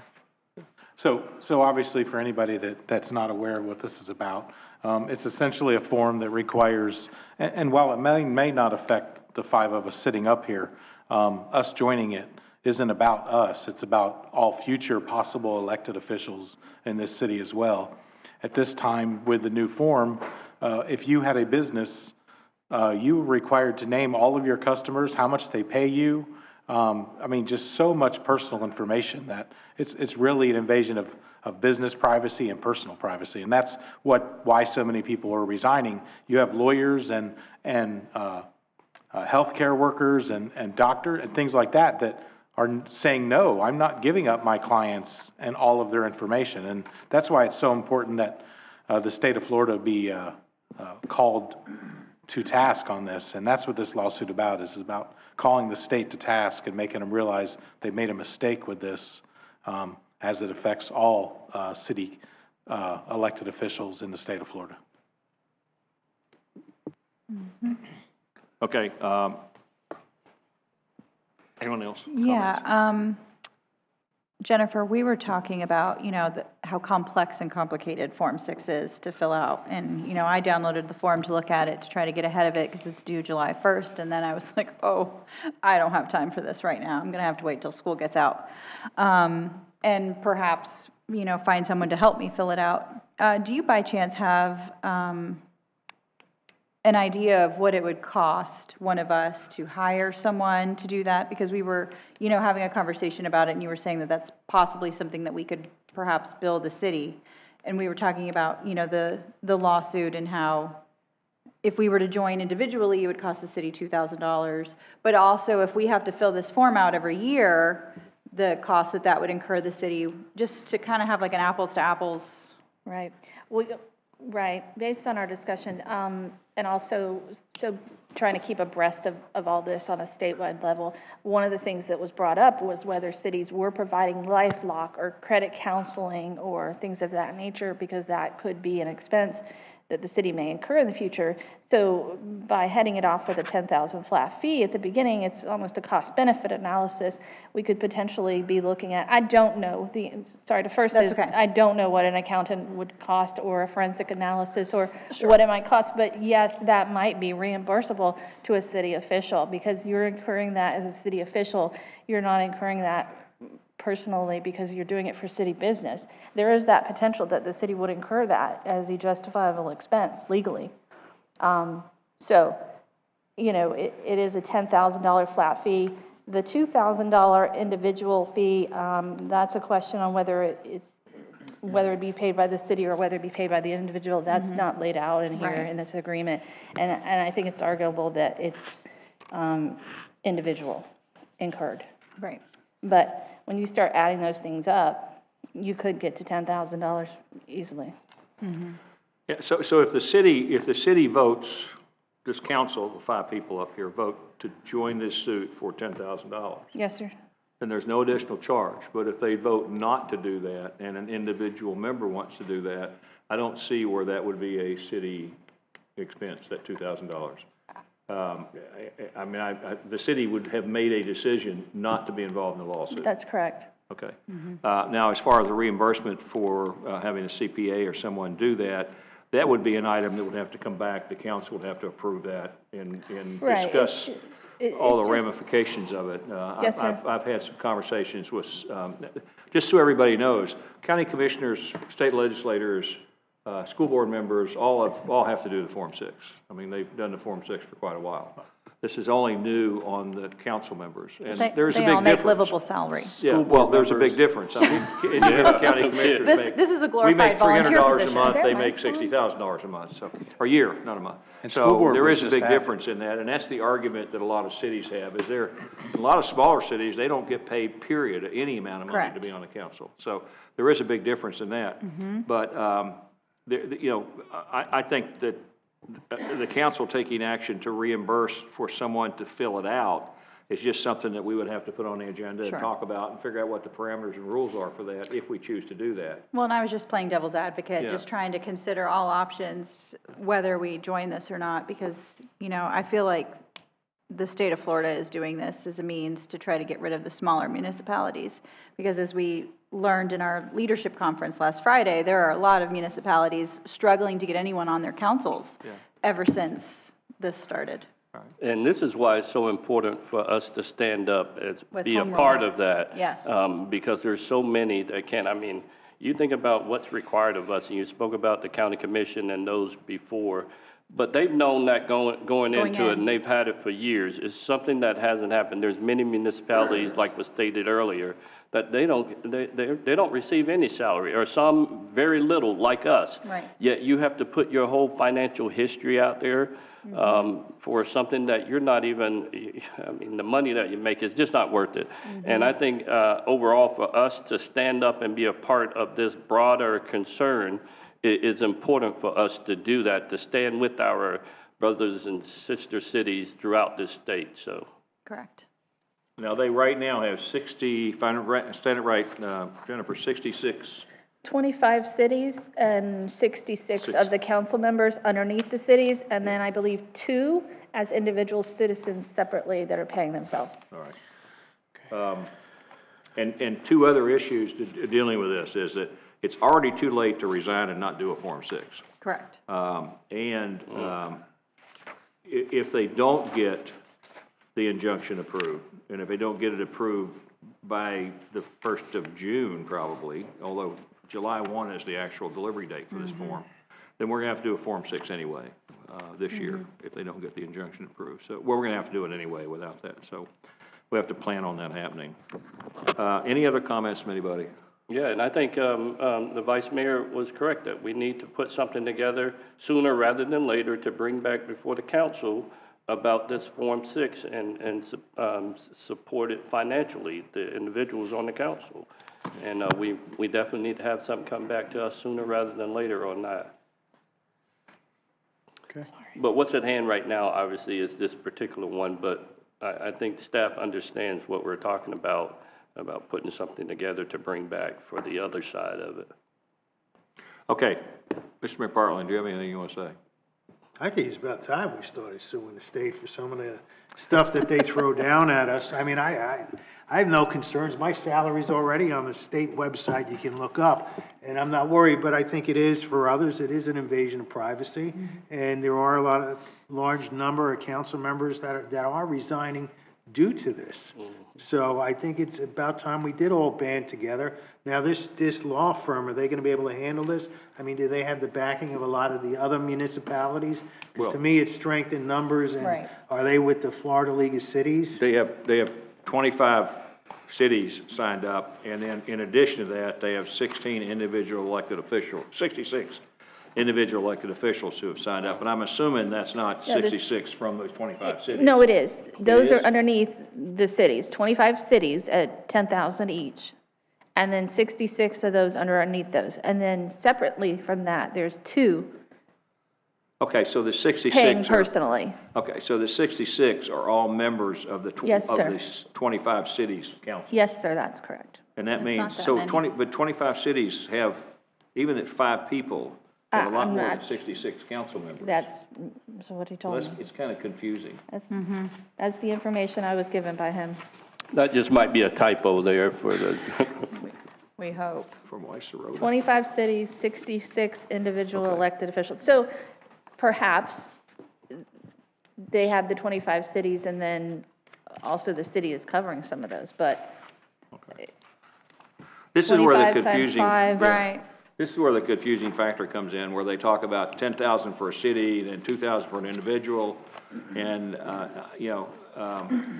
Well, I can support this if there's a positive vote on the side of the council, as long as it's clear that if I put my name on this piece of paper that says I want to participate, that they're not going to come back and ask me for $2,000. no, sir.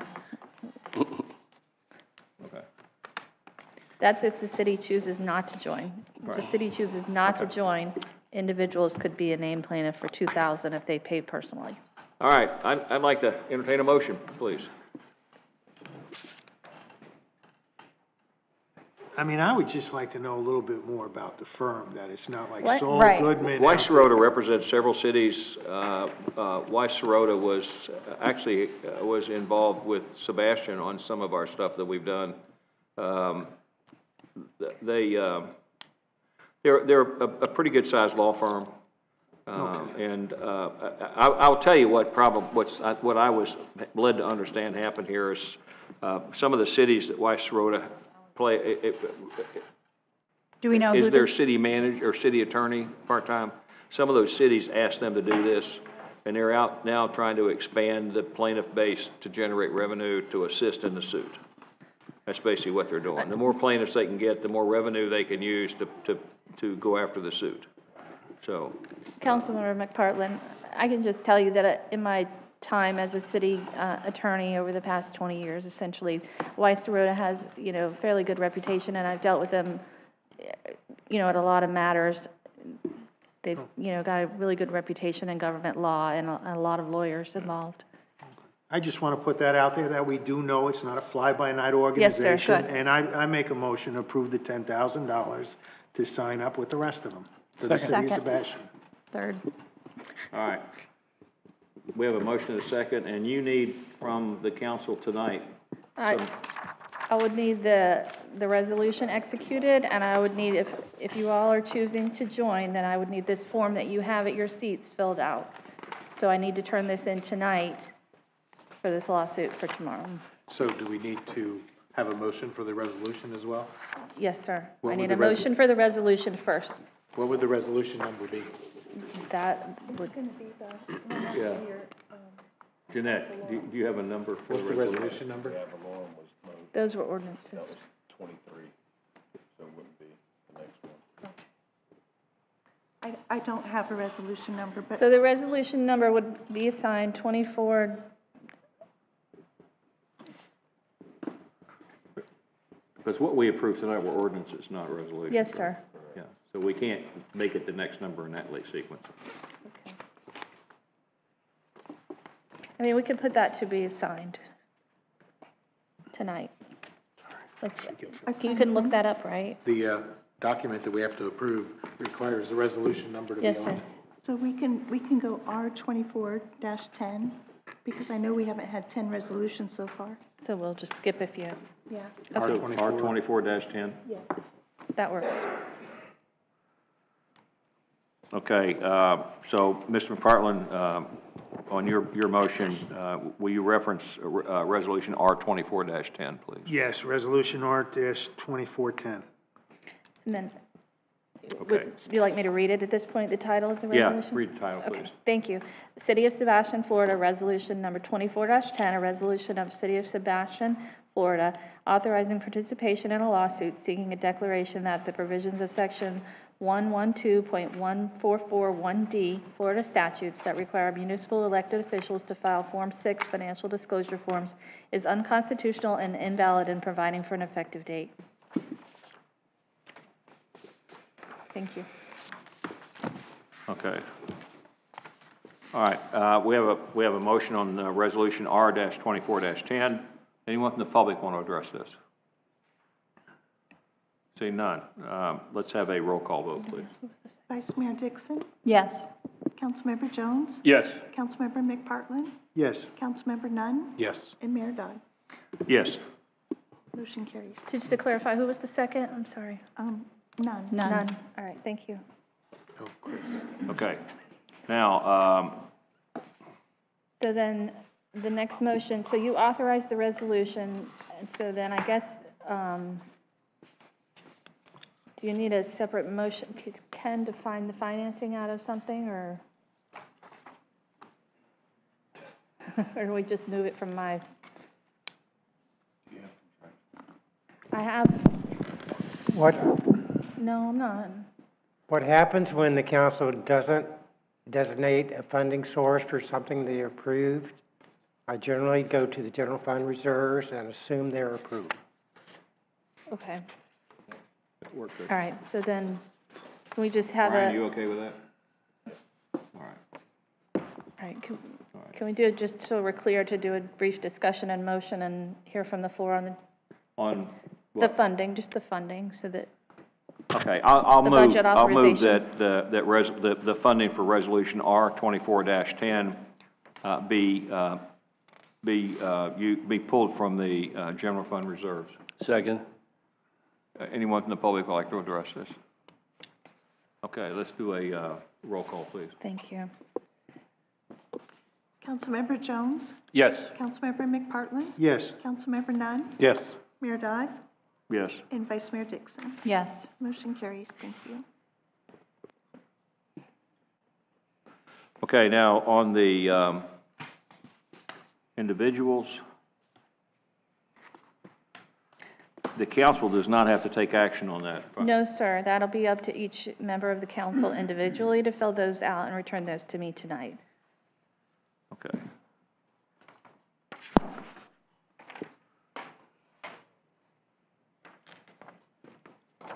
Well, I think we have 4 of them filled out already. Who are we waiting on here? Ed. Oh. We're waiting on me to fill out mine, because quite frankly, I'm not 100% convinced that in the You'll be information all that's been put in front of me, that we're not gonna each get a bill for $2,000. Well, we're not. I believe that, yeah. And No, and I will send an email to him when I Okay. get back in touch with him and make that very clear that. Okay. You can tell I'm skeptical of attorneys, not you.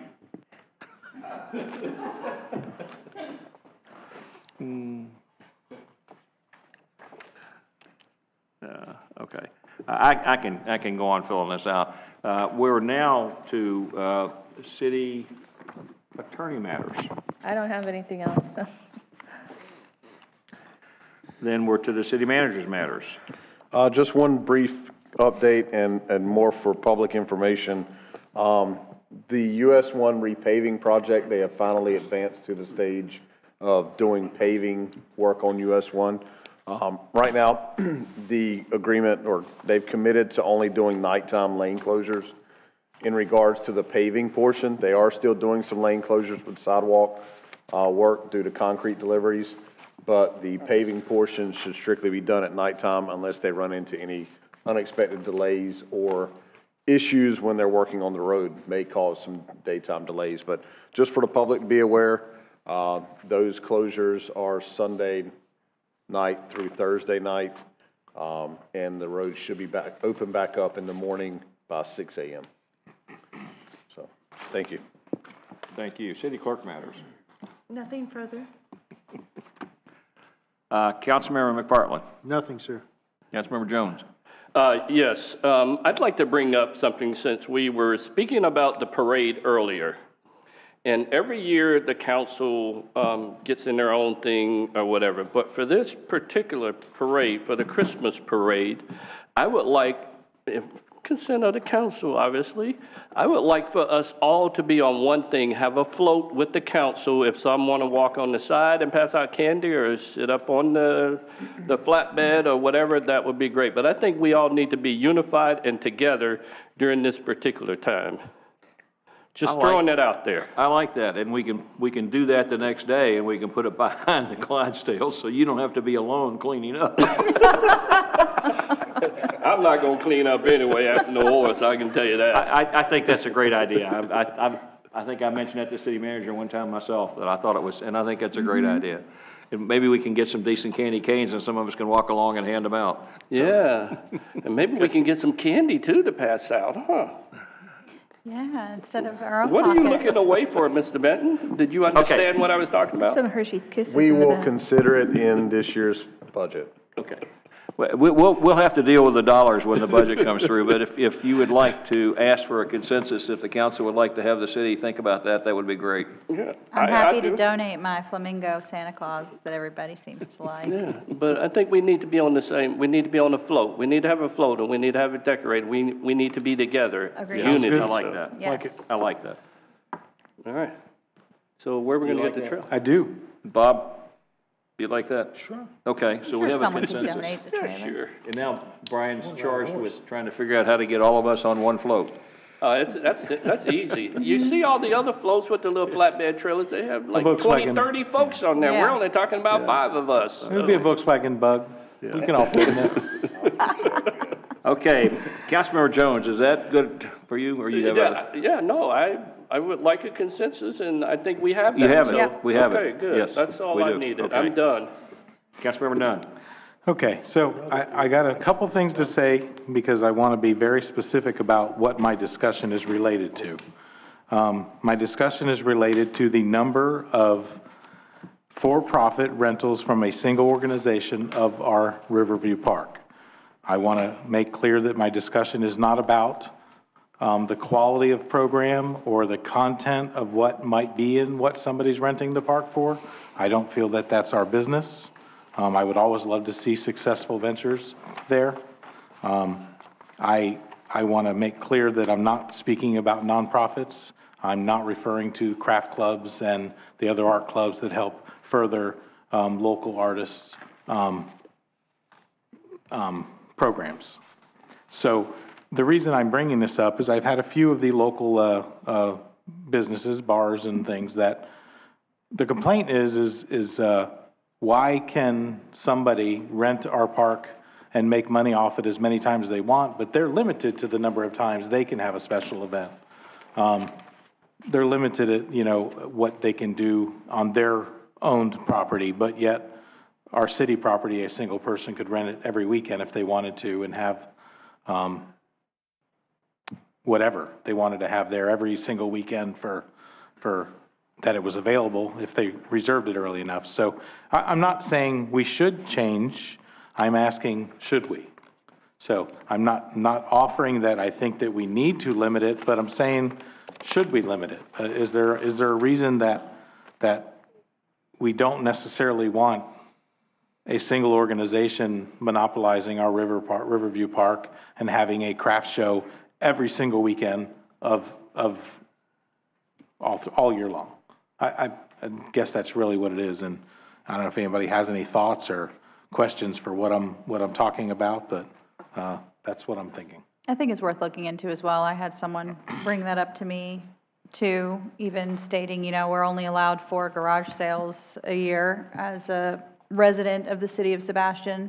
So why can one person who doesn't even live here run a business practically out of one of our city parks? So, yeah, I think that's something that we could ask staff to look into, perhaps looking at how many times one particular for-profit business could rent our parks Anybody else? annually. Yeah, I think, I've been hearing about some of this for a while too as well. And according to our Land Development Code, Section 54-2-3.2, in what section that is? In B of that section, B1, it talks about the 6 events per calendar year. And I think this has been around, I don't know how long this has been around, but our city is growing. We have different businesses in town now. And I think it's probably wise for us to look into this a little bit. If we can do something different, I'm not saying a number or whatever, and see if there's a way that we can change this to make it more feasible for some of those businesses that want to do some of those events. I think it's well worth us looking into that, so. And I think under our Parks and Recreation Code, there,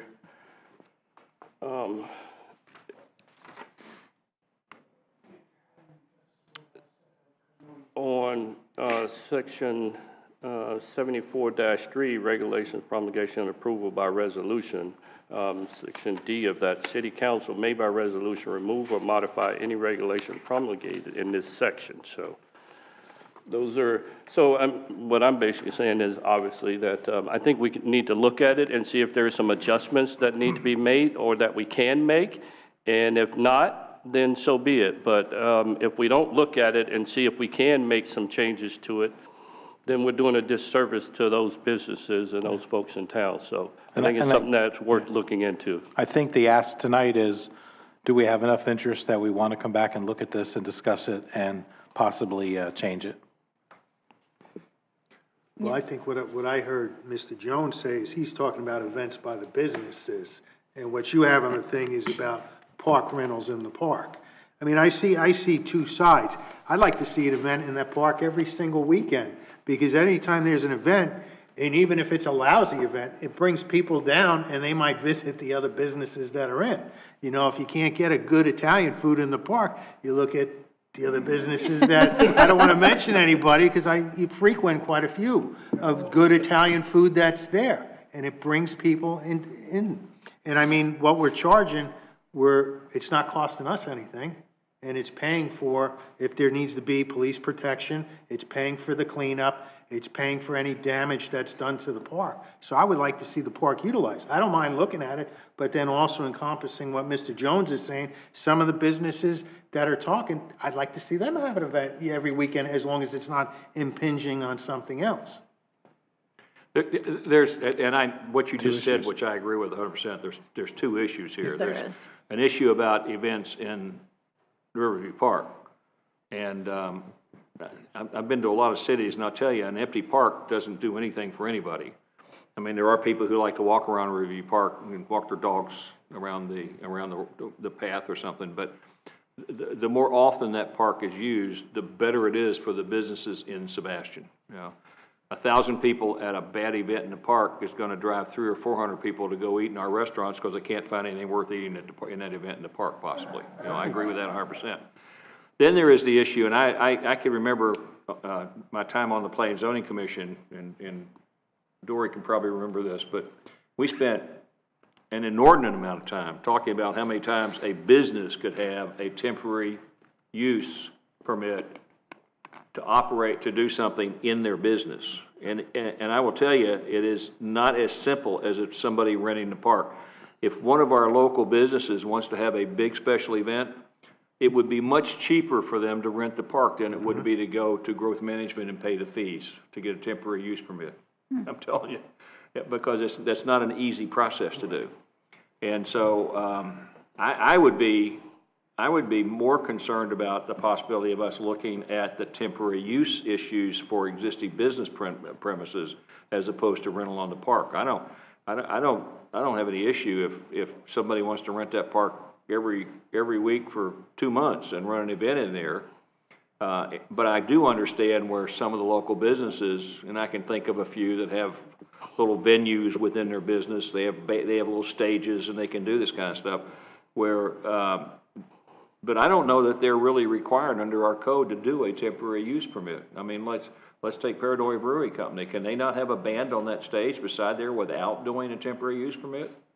I really don't know the answer to that. But so if not, then what's stopping them from having a weekend event? And maybe Dory can assist us in understanding that. So a lot of the discussion on how that number 6 came about was because of the flea markets at the church. Yeah. And so the beginning of that code that you're talking about, Mr. Jones, the event has to be something different than what's normally done. Right. So Paradolia can have events outside if it's music. Earl's has music events all the time. The church is zoned public service, but they were having more of a retail type of event. So at what point are you changing the use of that church into retail? So that's why they had limited to 6, because at some point you're doing the special events at enough time that you're adding an additional use to that property that may trip some additional parking. And so that was the big concern of coming up with that 6. So it premises that section of the code that if it's a use that's not usually done at that site or for that use. and they came up that 6 was a number that didn't quite trip that, where you needed extra parking or you were adding that formal use to your site. And for the church to do the flea market, of course, it was a fundraiser for them with the money going to very worthy nonprofit, food banks and things like that. But they were having them almost every month, and it was causing a lot of traffic, and they were adding this retail use to the church, and so, which isn't allowed in that public service zoning. So that was some of the discussion on how they came up with that number 6, because it was enough to allow them to do the events, but not enough where they were changing the use of their site. I'm trying to think of some of the other uses. There's a lot of, the cost of having those temporary uses was raised to $200, so each of the event is $200 to have that temporary use. But it was, I think the banks were having orange sales or fruit sales in their parking lot. Certainly things like that don't usually happen at the bank, but it allows, the temporary use allows them to do a certain amount of time. So that was the discussion with the coming up with the 6, not necessarily the paperwork, but the zoning of the uses on a particular property. So, I mean, I'm not sure that, a couple of food trucks at Riverview Park compete with our restaurants, because they could do the same thing.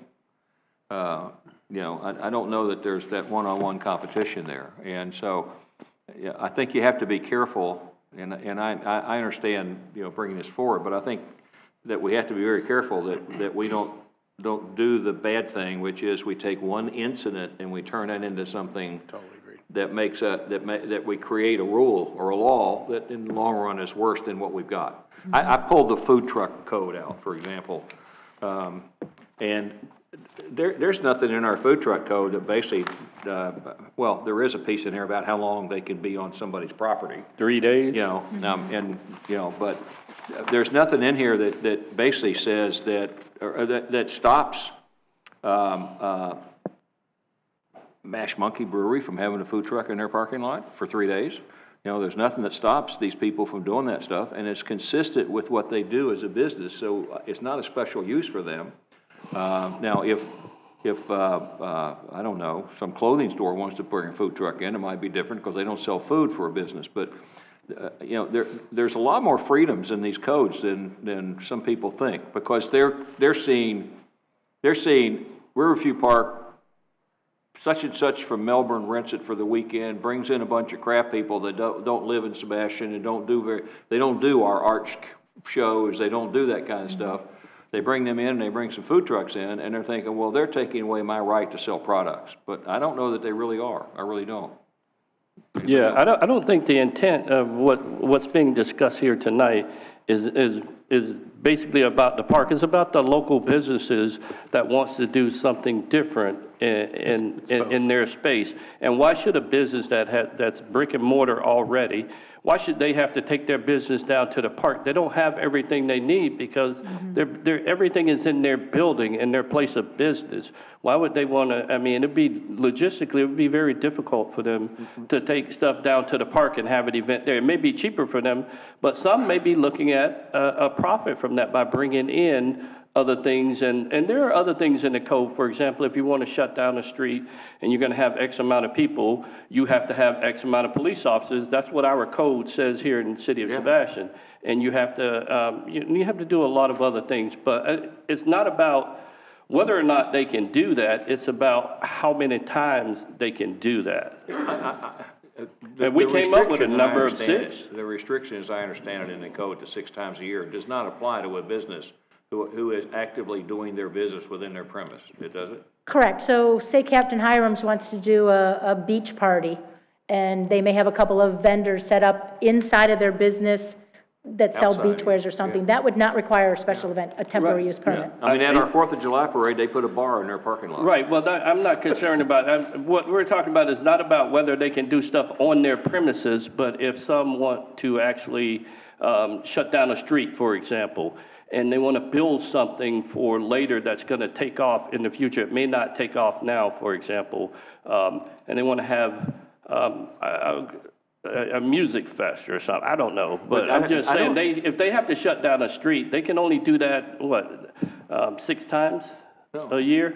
So that's getting No, into a that's little not. bit of a different area. The Right. street isn't their Different stuff, private yeah. property. Right, well, no, I get So that. that's just getting into a little different area, how many times, and I know that we have the potential of a street closure event coming at some point before council in the next month or so. Yeah. We do. But that is completely separate from the temporary use, because that would not be on private property.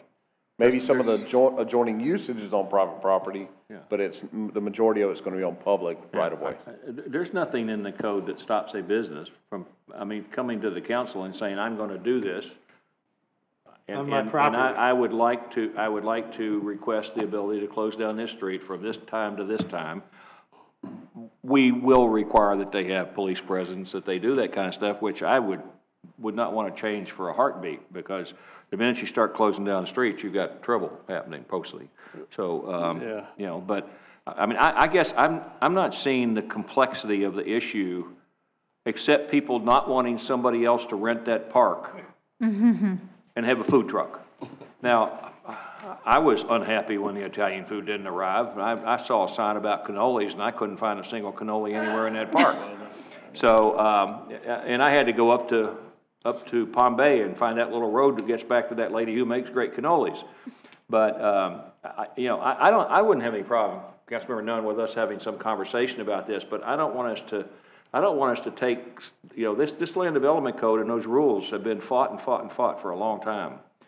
And just deciding because of one incident or because of somebody not liking that somebody else can make money and they can't, that we're gonna change all this stuff, I don't know about So don't that. forget, Have we had any the park policy is not in the land development code. That's resolution, code of ordinances. Yeah, code of ordinances is So, in there. yeah, that's not necessarily in Yeah. that. I would have to see some proof that someone is being prohibited from doing something that they wanna do on their property.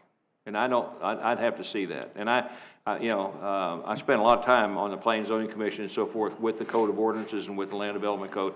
And I don't know that any of the businesses along any river drive, for example, are prohibited from doing what they want to do on their property, as long as public safety and life safety issues are managed. Right. I mean, there are public safety issues and life safety issues that they have to deal with. They're going to have the fire marshal come out there. I mean, it's that simple. Right. They have to do that at Riverview Park. And that is why I wanted to be clear when I started this. This wasn't about a single event. It wasn't about a good or bad event. That's up to the holder of the event. That's not our responsibility. Right. We can't manage events, because then we become party coordinators, whatever you want to call it. We don't want to be that. Yeah. But I think discussion's pretty clear. I think maybe we should maybe talk about it a little further, related maybe even more to the local businesses and what they're allowed to do. And I would like to know if businesses have been denied permits because they've done too many events in a year. The only one that I know in the past years was the church used to do about 9 or 10 of their flea markets. And the change of the code prohibited them down to 6. We used to require any of the marinas of the fishing tournaments, which for a while, for a few years, the big fishing tournaments were held at all the marinas. We were requiring special events. But it was kind of determined that when you have a marina and boats, and a fishing tournament was kind of a normal use for a marina, it wasn't a special or temporary use. This is the same code, though, that also allows like the fireworks company to come in at Christmas and at 4th of July when they set up at the Walmart. The code is adhered to them too, so that they don't have to come in and get a special business tax receipt, because they're not doing continuous business here in the city. It's a temporary use. They're setting up their tent those 2 times. So this allows them to do that without getting a business tax receipt also. So that's also included in that section of the code. But it would prohibit them, from coming in. I guess it was felt that if they were to come in more than 6 times, then they should get a business tax receipt for that location that they were going to be doing that temporary business. So that was all taken into consideration. Yeah, and that'll be moot here in about a week and a half when that business tax receipt legislation passes in Tallahassee. So, Mr. Mayor, I think, people wonder why I would bring this topic for discussion, because this is the only time the 5 of us can sit here and have a discussion about this. So I had to bring it forward so we could at least have a discussion about what everybody thinks. I think I'm satisfied with our discussion. We did up the park rental cost because that does help fund that park. It funds maintenance of that park.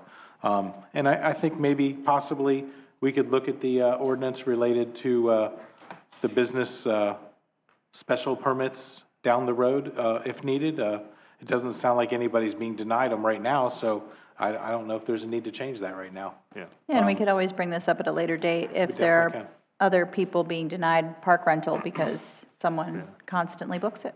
Right. I'd love to ask them to do kind of like a little outline of businesses and what they can and can't do in that regard, but I know how busy they are. And I really personally don't want to throw a lot of what some people might consider busy work, although it might be nice to be able to say to the businesses in town, here's a cheat sheet about how you do this if you want to do something. But right now, they just don't have the staff to get done the stuff they're getting done, and hopefully, maybe we'll be able to take care of that. So, but I do think it's worth of a discussion at some point in time in the future for us to talk about maybe what the rules are. You know, if you're a brewery and you want to have a thing and you want to sell brewery shirts and you want to sell shirts from somebody else, here's the rules for that. You know, but. Okay. Well, I would like to thank Dory for all her institutional knowledge. Oh, because yeah. when she came up with the 6, it jogged my memory, and I remember sitting in here and the several contentious meetings that how we came up to the 6. So I would rather not open that can of worms again. But then again, what you're talking about, a business doing what they're doing on their own grounds, that's got nothing to do with us. I think we're You in know, good shape. But shouldn't have to, yeah. Okay. Thank Are you. you okay? I think I am good, thank you. Well, thank you, Councilmember Nunn. Vice Mayor Dixon. Well, I do want to piggyback a little bit off of what he was talking about regarding just the events at the park. I did have someone bring to my attention that, in particular, the parking lot adjacent to the park, north of the park, it's boat parking, boat trailer parking in particular, is very hard to come by with these big events. Is there a way that we can add more signage or block off or do something about that? I mean, we finally are getting rid of the clouds and the sun is back and people are back on the river. Can we utilize more of the south parking lot, redirect more of that? If we are going to have events in the park every weekend, we need to make sure our boaters can utilize our boat trailer parking. Yeah, I mean, we can work on putting some additional signage up out there, and kind of directing Reserve. people that it's boat trailer parking. Okay. And directing them to the south overflow lot, Okay. for vehicle access. All right, that would be great. Yeah. Thank you. So that's a good point. I always go to the overflow now. I don't even try to go to the other place anymore. I just go to the overflow. Yes. Okay, it's my turn. I only have one comment. I want to extend my appreciation to our city manager and to his directors, who are some of them back there, and to the city staff. I have had more compliments from people both in and outside the city in the last, I don't know, 2 or 3, 4 weeks or so, about the attentiveness that the city is now handling their affairs with and how they're moving forward with stuff. And I think it's a testament to the dedication of the staff and the city manager. And I believe that the city is turning around and heading in a very, very good direction. And I think people are going to see this, they're going to see this as the year progresses. So kudos to you guys. It really is. Kudos to you. So, yeah. All right. If there's nothing else for the good of the order, we are adjourned.